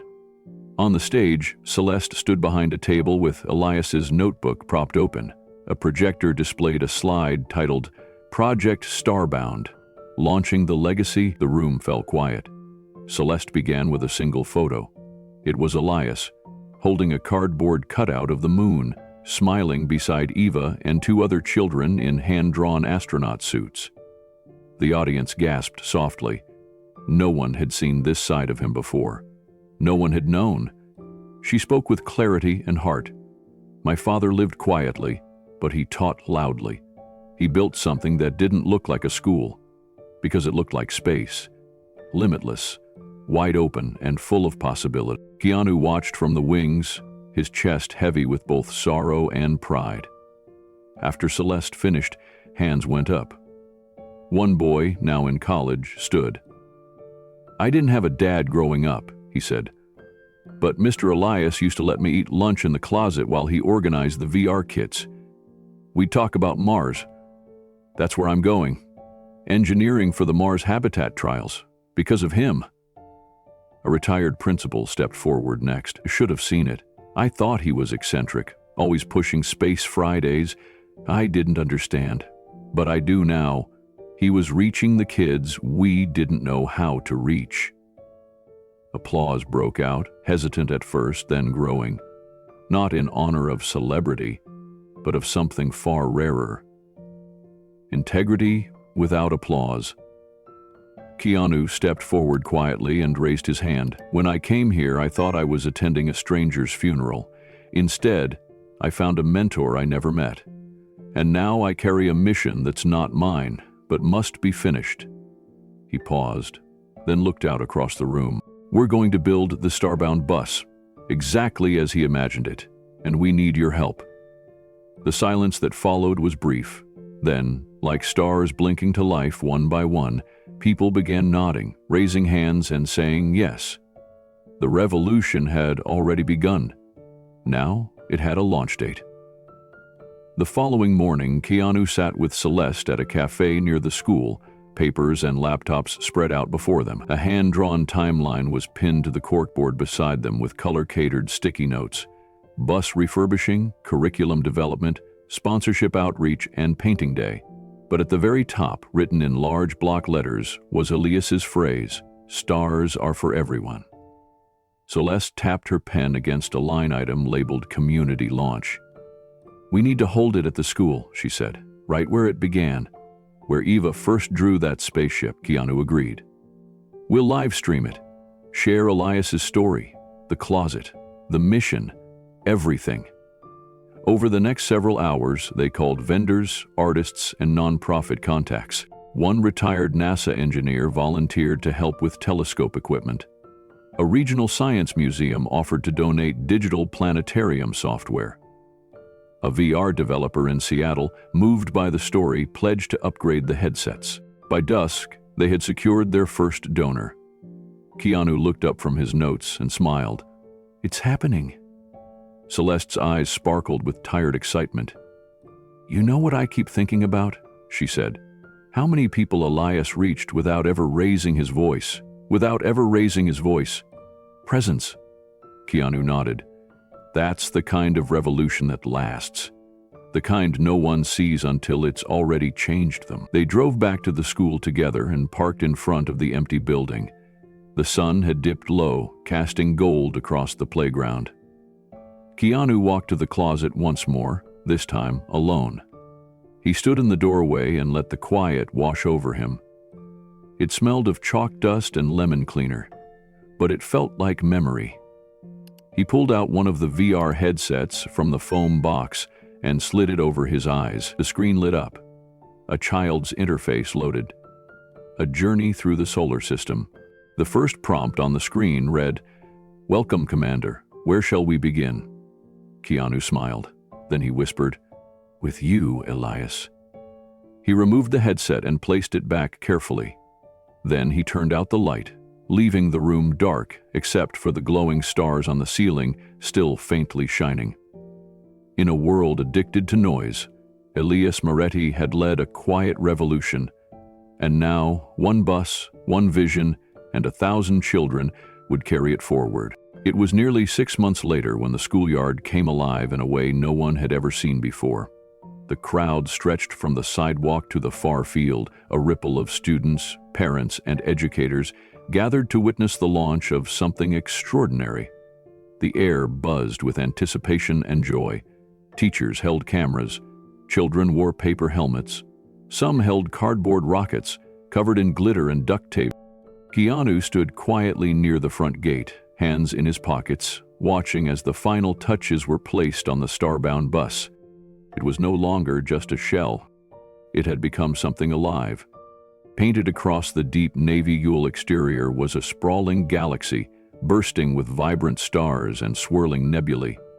Across the side panel, just above the wheel well, were the words, "Stars are for everyone," written in the original font Elias had sketched years ago. Alongside it, on the driver's side panel, was a stunning painted portrait of Elias himself, smiling, eyes lifted toward the sky, surrounded by constellations that blended into the stars on the roof. The muralist had captured him perfectly, gentle, wise, humble. Beneath his image, in handwritten script, were the words, "Captain of Wonder." Celeste stepped up beside Keanu, wiping her hands on her jeans. Her hair was pulled back in a ponytail, and her shirt bore the new mission logo, a shooting star curled into the shape of a child's open palm. "Would have loved this," she whispered. Keanu nodded. "He's already here." Just then, Eva emerged from the school building, her small frame bouncing with energy. She wore her original mission jacket, a second-hand hoodie Elias had stitched stars onto by hand. She stopped short when she saw the bus. Her mouth fell open. "It's real." She walked toward it slowly, her hand reaching out to touch the side panel where Elias's face smiled back at her. "Hells. Said I'd reach the stars," she murmured. "He said they were mine too." Celeste placed a hand on her shoulder. He was right. The doors to the bus slid open with a soft hiss, and Eva, brave and beaming, was the first to step inside. The interior of the Starbound bus was nothing short of magical. The floors were a dark vinyl etched with star maps glowing faintly under UV lights. Soft ambient sounds of distant galaxies played through hidden speakers. Subtle hums, the echo of pulsars, the crackle of radio waves. The overhead panels were lined with fiber optic stars that blinked slowly, creating the illusion of drifting through space. Eva stepped slowly through the aisle, taking it all in. On one side, fold-out VR bays glowed with welcoming blue light, each station labeled by planet: Mars, Jupiter, Saturn. Each had a nameplate honoring one of the original crew members Elias had mentored.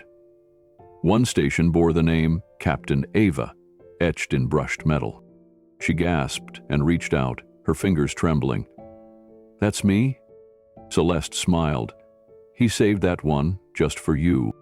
On the opposite wall was the Cosmo Closet, a shelf filled with child-sized astronaut suits, helmets, science kits, and lab coats.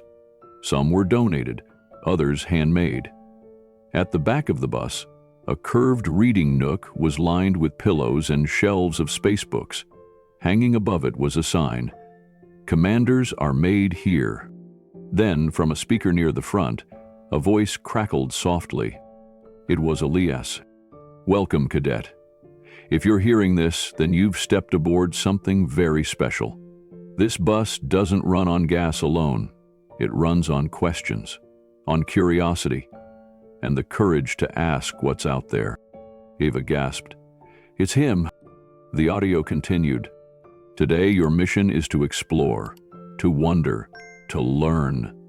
You'll see stars you've never seen and ask questions no one else has dared to ask. Why? Because you matter, and because the universe is waiting for you." Eva clutched the edge of the VR bay, blinking back tears. "I remember that. He used to say that before every Friday night mission."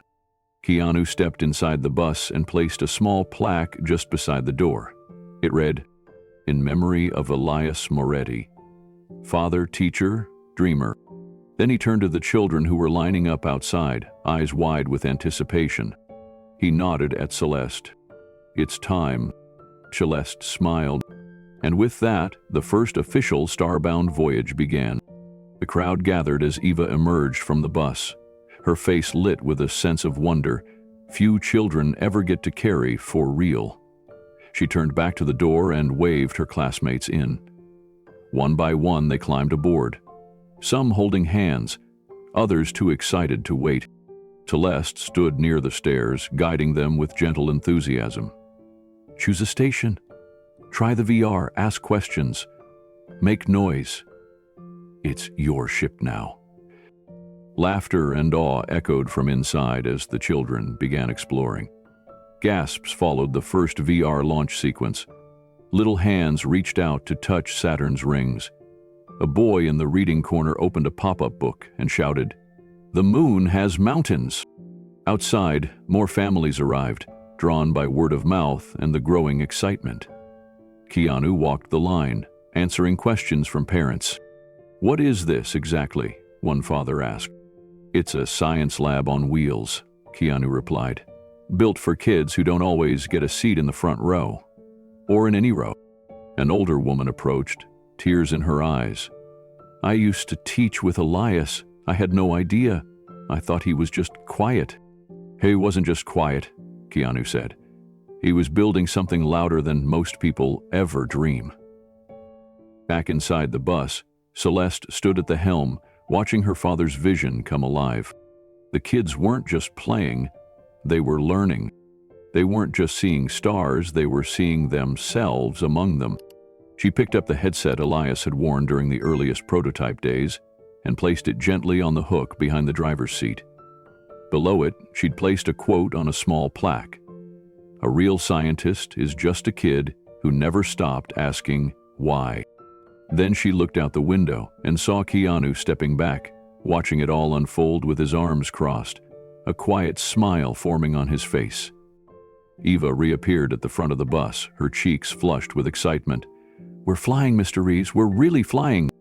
"You are," he said, "and you're not coming down anytime soon." She grinned and turned back to join her crew, and as the sun began to set, the stars above slowly blinked into view. But for those gathered on the school lawn, the brightest stars that evening weren't overhead.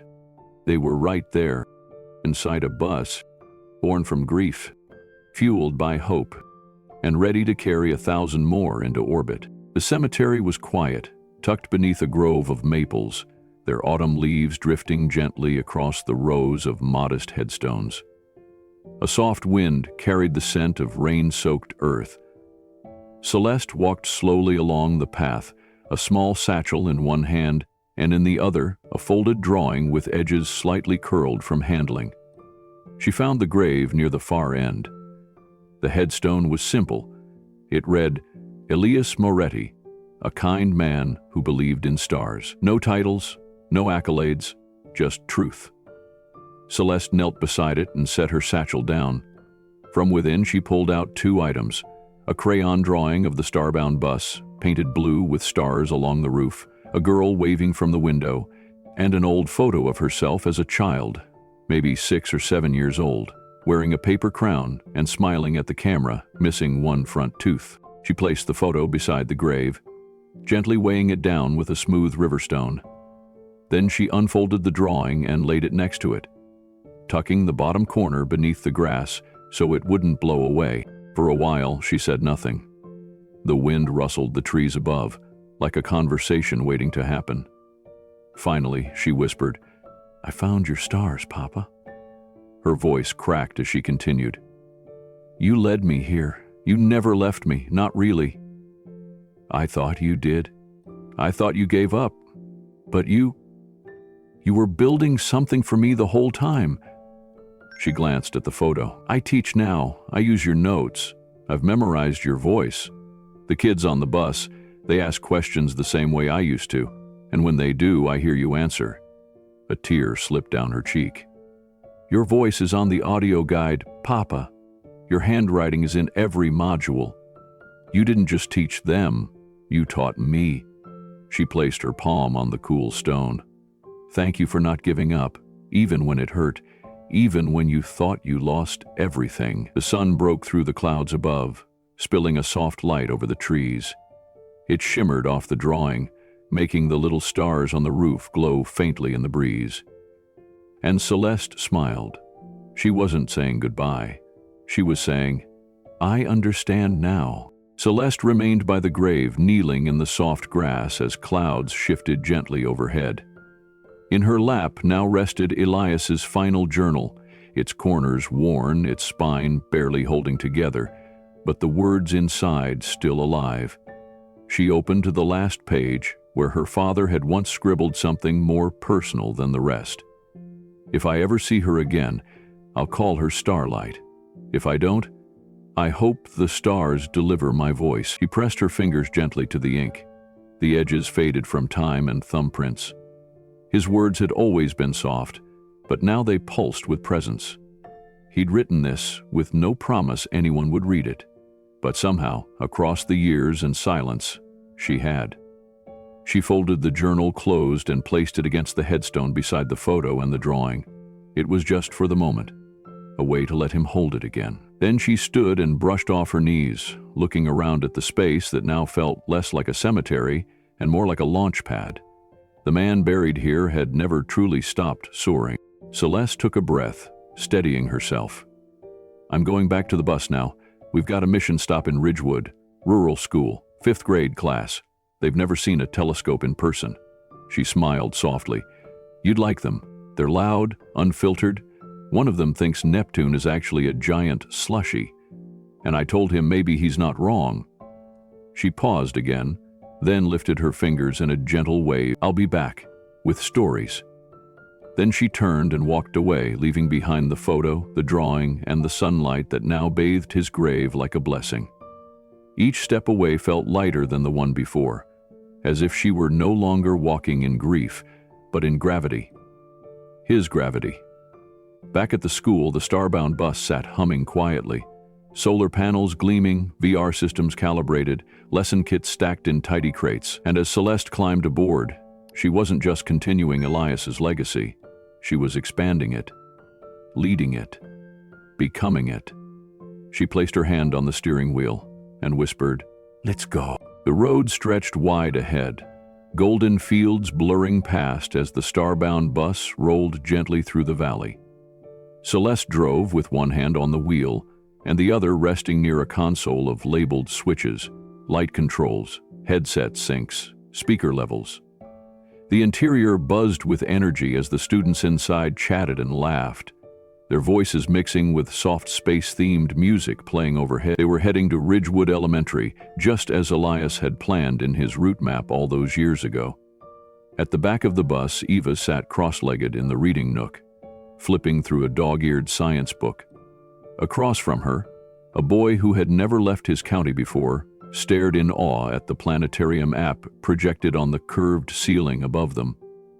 "That's real?" he asked. Celeste nodded. "That's Saturn. The rings are made of ice and dust, just like the trail your dreams leave behind." The boy smiled. Celeste stepped toward the center of the bus, tapping the mic beside the console. "All right, crew," she said gently. "Today's mission is to remember what Elias Moretti taught us. Stars aren't just in the sky. They're inside each of you. So ask something big today. Ask something wild. Wonder loudly." Applause broke out from the front of the bus. She glanced out the window at a passing row of trees, each one casting a soft, flickering shadow on the road, and for a moment she imagined Elias walking beside them, hands in his pockets, that quiet smile on his face. The Starbound bus turned the corner into Ridgewood, children rushing to the fence as it approached. One held a sign-in marker that read, "The stars came to us." Celeste wiped her eyes and smiled.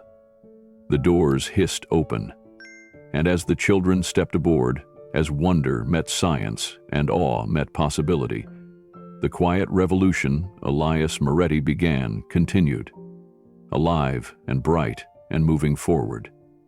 He was no longer just a memory. He was motion. He was light. And through Celeste's voice and the hands of every curious child, he would keep traveling, forever starbound. The gymnasium was packed, alive with soft chatter and the bright energy of a community gathered for celebration. Balloons floated near the ceiling, shimmering under the bright lights. Banners hung from the rafters with words like, "1 year starbound," and "Reach for the stars." Rows of folding chairs were filled with parents, teachers, volunteers, and children, all there to honor a vision that had started in a small janitor's closet and had grown into a movement. At the front of the room, a wooden podium stood waiting. Behind it, a large screen displayed a swirling galaxy, the emblem of the Starbound Bus program. Elias Moretti's painted face hovered above the crowd, eyes bright as if watching over the gathering. Keanu sat near the back, a quiet observer, his eyes fixed on the stage. Beside him was Celeste, her hand resting lightly on his arm, sharing the moment in silent understanding. Then the lights dimmed, A single spotlight focused on the stage. Eva, now 11 and dressed in a Starbound jacket much like the one she wore the day she first stepped onto the bus, walked confidently to the microphone. She paused, scanning the sea of faces. "I didn't know Mr. Elias was famous," she began, her voice steady but filled with youthful sincerity. "I just knew he believed in me." The room grew silent, every ear tuned to the small girl who had once been an astronaut in chaining in a janitor's closet. Eva held up a small, worn notebook. "This is his notebook," she said, opening it carefully. "He wrote a lot of things in here, but one line I want to share with you all today is one that changed how I see the stars and myself." She read slowly, letting each word sink deep. "Dreams are the fuel, hope is the engine, curiosity is the spark." For a moment, no one spoke. Then, a collective sigh swept through the crowd. Some wiped tears from their cheeks. Parents exchanged glances, their hearts full of gratitude. This wasn't just a speech, it was a promise, a beacon. Eva closed the notebook gently and looked up, her eyes bright and unwavering. "Mr. Elias didn't just teach us about planets or stars," she said. "He taught us to believe in ourselves, even when everything felt impossible." Her voice cracked slightly, but she smiled through it. "When I was little, I thought I was just a kid from a small town. But he saw me as a commander, someone who could reach beyond the sky and change the world." She paused and glanced at Celeste, who nodded encouragingly from the front row. "Every time I step onto the Starbound bus, I feel his presence, like he's telling me, 'Keep going. Don't stop asking why.'" Tears glistened on the cheeks of the parents and teachers gathered, some brushing them away quickly. Eva's small hand gripped the podium as she continued. "He believed that dreams are the fuel, hope is the engine, and curiosity? Curiosity is the spark that lights the fire." A mother sitting near the front whispered to her child, "That's how your father taught me to believe too." The crowd shifted, leaning in closer as Eva spoke of the children who had come aboard the bus. Kids who'd never held a telescope before, kids who'd built robots from scraps, kids whose eyes lit up like supernovas with every discovery. "He made us astronauts not by rockets or costumes, but by opening our minds," Eva said softly. "And because of him, we know that no dream is too big, no question too silly, and no one is ever left behind." Her words hung in the air, heavy with hope and the weight of legacy. Keanu felt a swell of pride and humility. This speech was more than just a milestone. It was the heartbeat of Elias's quiet revolution. Alive in every word, every breath, every dream sparked that day. As Eva stepped down, the crowd rose in applause. The sound filled the room, a thunderous echo of love, gratitude, and belief. Celeste wiped a tear from her cheek, smiling at Keanu. "We're ready," she whispered. He nodded. The journey had only just begun. The applause gradually faded, replaced by quiet conversations and smiles that lingered long after Eva left the stage. Parents gathered around her, some asking questions about the bus, others sharing stories of their own children's newfound fascination with space and science. Keanu watched from the back of the room, heart full. The weight of what Elias had built pressed upon him, not as a burden, but as a sacred trust. A man who never sought fame or recognition had created a legacy more powerful than any spotlight. Celeste joined him, her eyes sparkling with determination. "This is just the beginning," she said. "Elias's vision is reaching farther than we imagined." Keanu nodded. "And it's reaching the right hearts." The program coordinator approached with a clipboard and a hopeful smile. "We've had schools in 3 other states reach out. They want their own Starbound experience." Celeste smiled wider. He'd be proud. A little boy tugged on Keanu's sleeve. "Can I be an astronaut when I grow up?" Keanu knelt and looked him in the eyes. "You can be anything you want, and the stars will be cheering you on." As the crowd slowly dispersed into the warm evening, the gymnasium emptied, but the spirit of the night remained. The dreams Elias Moretti planted were growing wild, bright, and unstoppable. Outside, the Starbound bus waited quietly under the soft glow of streetlights, ready to carry the next group of dreamers into the cosmos. Keanu looked up at the night sky, the constellations stretching endlessly above. He whispered, "Dreams are the fuel, hope is the engine, curiosity is the spark." And somewhere, he believed, Elias smiled back. Keanu sat alone in the quiet of his hotel room, the city lights flickering through the window like distant constellations.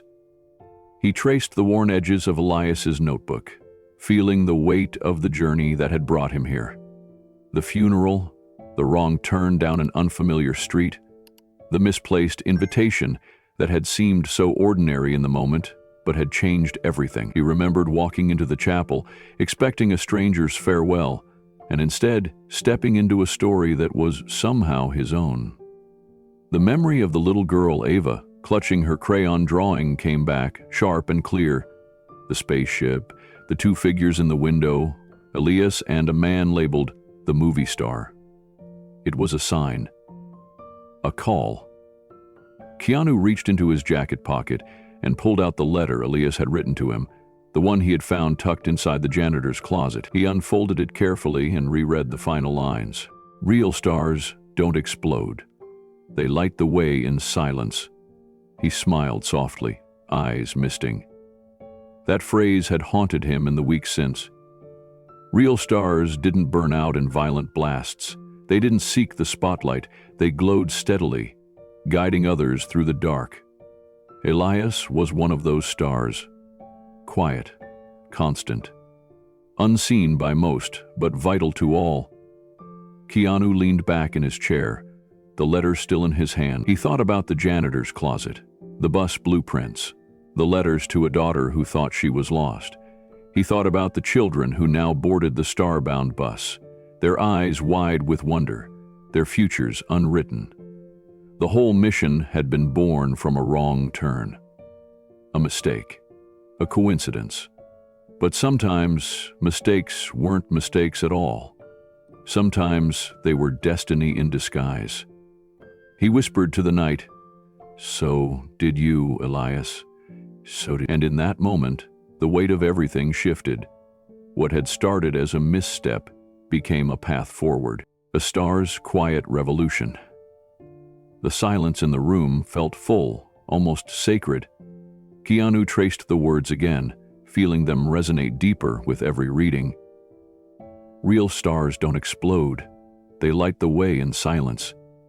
He thought of Elias, the man who had never sought recognition, whose life was a series of quiet acts, handing out headsets, painting murals, reading stories, and quietly believing in children no one else noticed. Keanu smiled again, thinking about the contrast. In Hollywood, explosions and grand entrances were celebrated, but Elias taught a different lesson. That true impact often comes without fanfare. He reached for the photo of Elias and the children, the one painted on the side of the Starbound bus. That gentle smile, the eyes lifted to the stars. It wasn't just a picture. It was a beacon, a reminder that some people are meant to be guides, not heroes. Keanu's thoughts drifted to Eva and Celeste, two young women shaped by Elias's light, both carrying pieces of his legacy, both now leading the mission forward. He pulled the journal closer and ran his fingers over the creased pages. Each letter, each sketch was a step on the path Elias had laid out, a roadmap not just to the stars, but to hope. Sometimes, Keanu realized, the universe sends strangers not to pass through, but to stay, not just to witness a story, but to become part of it. He folded the letter carefully and placed it back inside the journal. Standing, he looked toward the window. The night was clear. Stars flickered in quiet defiance of the darkness below. Keanu whispered, "Thank you, Elias, for letting me find you." He turned from the window, ready to write the next chapter, not just for himself, but for every child who would one day step aboard the Starbound bus and look up with wide eyes. because real stars don't explode. They light the way, in silence. In the quiet that followed, Keanu allowed himself a rare moment of reflection. The path that had begun with a simple misstep, taking the wrong turn, attending a funeral by mistake, had transformed into a profound journey of discovery, healing, and hope. He thought about Elias's life, not as the man who vanished after tragedy, but as the steady light he became, a man who, despite loss, chose to live with purpose by igniting sparks of curiosity in children who needed it most. That quiet dedication had echoed far beyond what anyone could see. Keanu remembered the faces he had met: Eva, the little girl who clung to hope and dreams; Celeste, the daughter who had carried the pain of separation, yet found her way back through her father's legacy; the teachers, the parents, the students, all touched by Elias's silent revolution. This was more than a story about a janitor. It was about a man who understood that true impact doesn't always roar. Sometimes it hums softly, sometimes it glows steadily, guiding others out of the dark. He thought about the Starbound Bus, the blueprint etched in Elias's notes, the laughter and gasps of children experiencing their first glimpse of the cosmos. The bus was no longer just a symbol. It was a living promise that the light Elias carried would continue traveling, illuminating new paths for generations to come. Keanu folded the letter one last time and slid it into his jacket pocket with care. Standing, he walked to the window and gazed out at the city's nightscape. The lights twinkled like distant stars, each one a reminder of endless possibilities awaiting discovery. Somewhere out there, children dreamed. They wondered. They searched for answers. And thanks to Elias, their journey had already begun. Keanu whispered into the night air, "So did you." Those words weren't just a farewell. They were a vow, a commitment to carry on the quiet revolution Elias had begun. Because real stars don't explode in blinding flashes. They shine steadily through the ages. They guide lost travelers with unwavering light. They remain silent, constant, eternal. With a deep breath, Keanu turned away from the window. The night held no finality, only promise. A new chapter awaited, one written in hope, curiosity, and the unyielding belief that the smallest light can change the darkest sky. And so, with the spirit of Elias Moretti lighting the way, Keanu prepared to move forward, to build, to inspire, to lead. The stranger who came by mistake was now a keeper of stars, a guardian of dreams, a quiet revolutionary, ready to shine. The Starbound Bus had become more than a symbol. It had grown into a movement. What started as a single, weathered bus in a small town had expanded to 5 cities across 3 states. Each bus painted with the same navy blue galaxy mural, each bearing Elias Moretti's smiling face on the side, eyes forever lifted to the stars. Keanu stood at the launch event of the newest Starbound Bus in Phoenix, surrounded by children buzzing with excitement. The crowd was larger than any before, a mix of parents, educators, and volunteers united by a shared vision: to bring the wonders of space and science to children who had never dreamed it possible. Each child who stepped aboard received a small notebook, bound in navy blue with a silver embossed stamp on the front, for dreamers like Elias. Inside, pages were filled with star charts, space facts, and blank pages for their own questions and drawings. The notebooks were a cherished keepsake, a tangible reminder that their curiosity was honored and their dreams were valid. Eva, now 10, had taken on a new role. She was no longer just the brave child who had first walked onto the bus years ago. She had become a teacher in her own right, guiding younger kids through the planets and stars using the very same VR headset Elias had once given her. Her voice carried the same gentle encouragement she'd heard from Elias. "Look closely at Jupiter's great red spot. It's a storm that's been raging for centuries. Imagine the stories it could tell." The kids listened with rapt attention, eyes wide and imaginations soaring.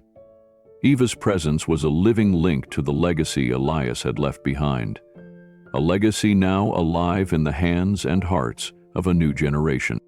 Keanu watched from the sidelines, a quiet smile playing on his lips. Each year, he made a pilgrimage back to the original school, where the journey had begun.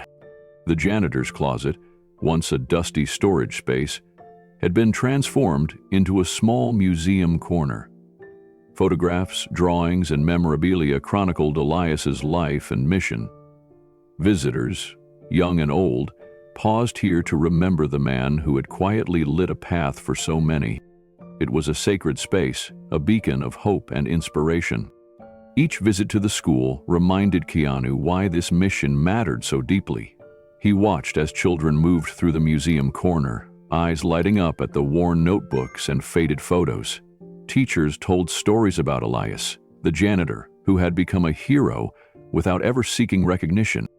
One afternoon, Keanu stood beside Eva as she guided a group of students through a VR session. The kids laughed and gasped as they virtually soared past Mars and the rings of Saturn. Eva's voice was steady, patient, filled with the warmth that Elias had passed down. "Remember," she told them, "no question is too small or silly. Curiosity is what turns dreams into discovery." A young girl raised her hand. How did Mr. Elias know so much about space, if he was just a janitor? Eva smiled. Because he never stopped learning, and because he believed everyone deserved to reach for the stars. Keanu's heart swelled. This was more than education. It was transformation. Beyond the school, the Starbound Bus program blossomed. Cities embraced the project, tailoring it to their communities. Libraries hosted science fairs inspired by Elias's notebooks. Local artists painted murals celebrating the spirit of discovery, and every child who received a Starbound notebook joined a growing network of dreamers and explorers. Parents shared stories of their children's newfound passion.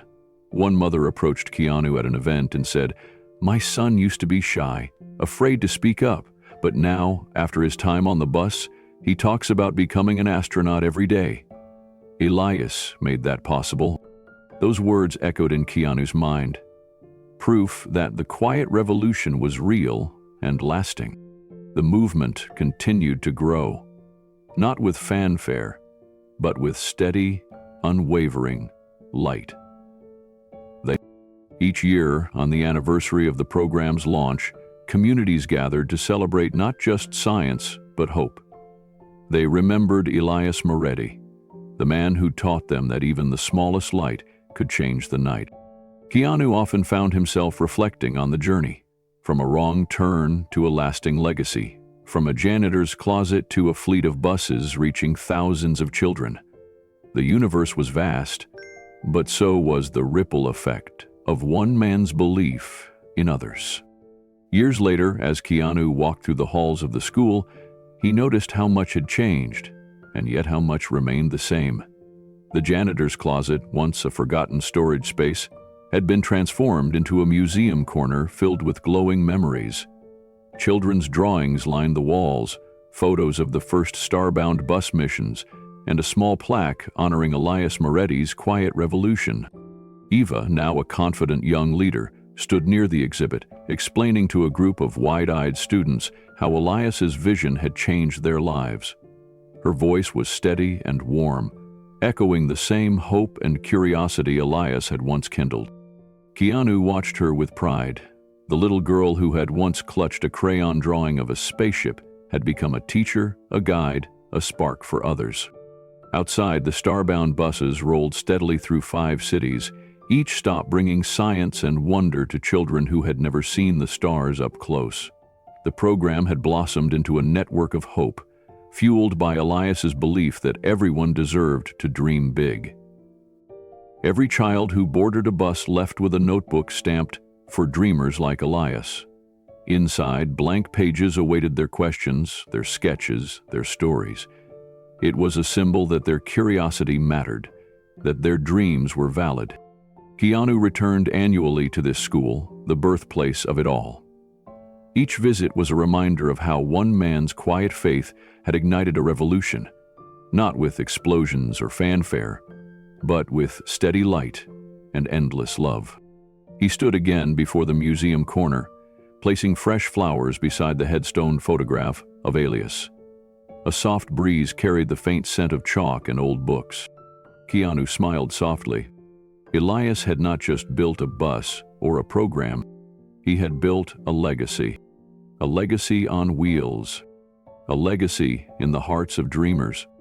And as the buses carried children toward the stars, that legacy would continue, shining quietly, lighting the way, forever starbound.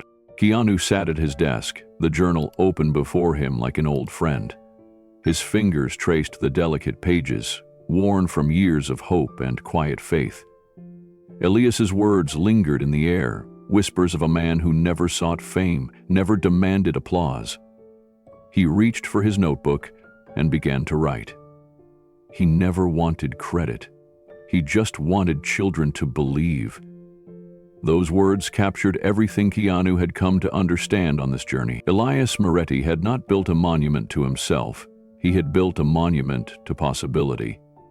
With nothing but conviction, grief, and hope, Elias had changed countless lives. Children who had once felt invisible were now seen. Dreams once forgotten were now nurtured. And all because one man chose to stay. Quietly, humbly, unwaveringly. Keanu closed his eyes and remembered the first day he walked into that chapel, expecting a funeral for a stranger and not for a fucking stranger. What he found instead was a lifetime of silent revolution. A legacy woven through the stars and carried by a bus, painted with dreams. "The world doesn't change in headlines," he wrote. "It changes when strangers stay." It was a lesson he carried close, a truth so simple yet so profound. Every day, lives were transformed, not by noise or spectacle, but by the steady light of those who refused to walk away. Keanu's gaze drifted to the Starbound bus parked outside. It was more than a vehicle, it was a beacon, a promise that even the quietest of stars can guide the way. He thought of Eva, Celeste, and every child who had stepped aboard to reach for the sky. Their laughter, their questions, their dreams. They were the living testament to Elias's faith. He flipped the journal closed, the soft thud echoing like a heartbeat. The story wasn't over. It was just beginning. Keanu leaned back in his chair and let the silence fill the room. The journey through Elias's life had been more than a story. It was a mirror reflecting the quiet power of compassion and persistence. Elias had no grand titles, no awards, yet he left a legacy that outshone them all. He thought about the countless children who now dreamed bigger because of a janitor's kindness. Children like Eva, who stood confident and eager to teach others. Like Celeste, who turned grief into inspiration. Like the thousands who had boarded the Starbound bus, stepping into worlds they'd only imagined. Elias had never wanted to be famous. He only wanted to give children the chance to believe. Keanu smiled softly. That belief was infectious. It spread not through headlines, but through the lives touched, quietly and deeply. He thought of how often society overlooks the invisible heroes, the people who make real change by simply staying. "The world doesn't change in headlines," Keanu said aloud, echoing the words he'd just written. "It changes when strangers stay." He reached for his phone and opened a blank note, typing 2 questions for his audience, questions he hoped would spark reflection and connection. Have you ever made a life-changing mistake that became a gift? What kind of story would you like to see Keanu in next? Let us know in the comments. Keanu set the phone down and looked around the quiet room. Outside, the Starbound bus awaited its next adventure, its galaxy-painted sides gleaming under the streetlights. This was the beginning of many new stories. Stories of hope, resilience, and the power of quiet revolution. Stories where even the smallest spark could ignite a universe. And Keanu was ready to tell them all. The room was quiet except for the soft ticking of the clock. Keanu's gaze lingered on the closed journal resting on his desk, the worn edges a testament to the journey that had transformed his understanding of impact and legacy. He thought deeply about Elias Moretti, not just as the humble janitor who had kept a secret dream, but as a quiet force whose light had reached far beyond what anyone could imagine. In his mind, he saw the faces of the children whose lives Elias had changed. Eva, the brave young girl who now guided others with gentle strength.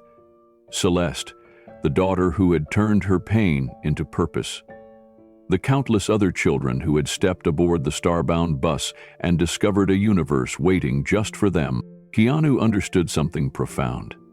True change seldom bursts onto the scene with fanfare or headlines. Instead, it unfolds softly, steadily, like the light of a star that guides the way without demanding attention.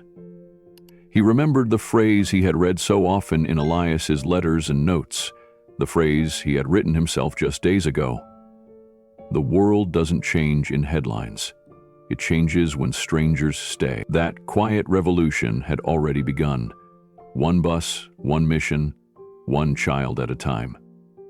Closing his eyes, Keanu whispered the words once more, feeling their power settle around him like a warm embrace.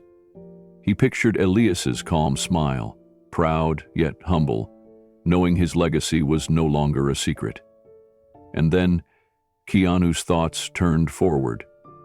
There were more stories to tell, more lives to touch, more sparks to... He was ready. The journal might be closed, but the story was far from over. Keanu reached for his phone and opened a new note. His fingers hovered over the keyboard, then typed the questions he hoped would inspire connection and reflection among his viewers. Have you ever made a life-changing mistake that became a gift? What kind of story would you like to see Keanu in next? Let us know in the comments. He paused and read the words aloud, softly, imagining the conversations they might start, the stories they might unlock. This was more than an ending, it was an invitation to dream, to reflect, to share. Keanu's voice filled the quiet room as he prepared to close this chapter, speaking directly to the hearts of those watching. Every story begins with a spark. Sometimes the quietest sparks light the brightest flames, and sometimes the smallest choices lead to the greatest journeys. He smiled, hopeful and grateful. The screen faded slowly, but the light Elias Moretti ignited, the light of conviction grief transformed into hope and dreams nurtured in silence, would shine forever.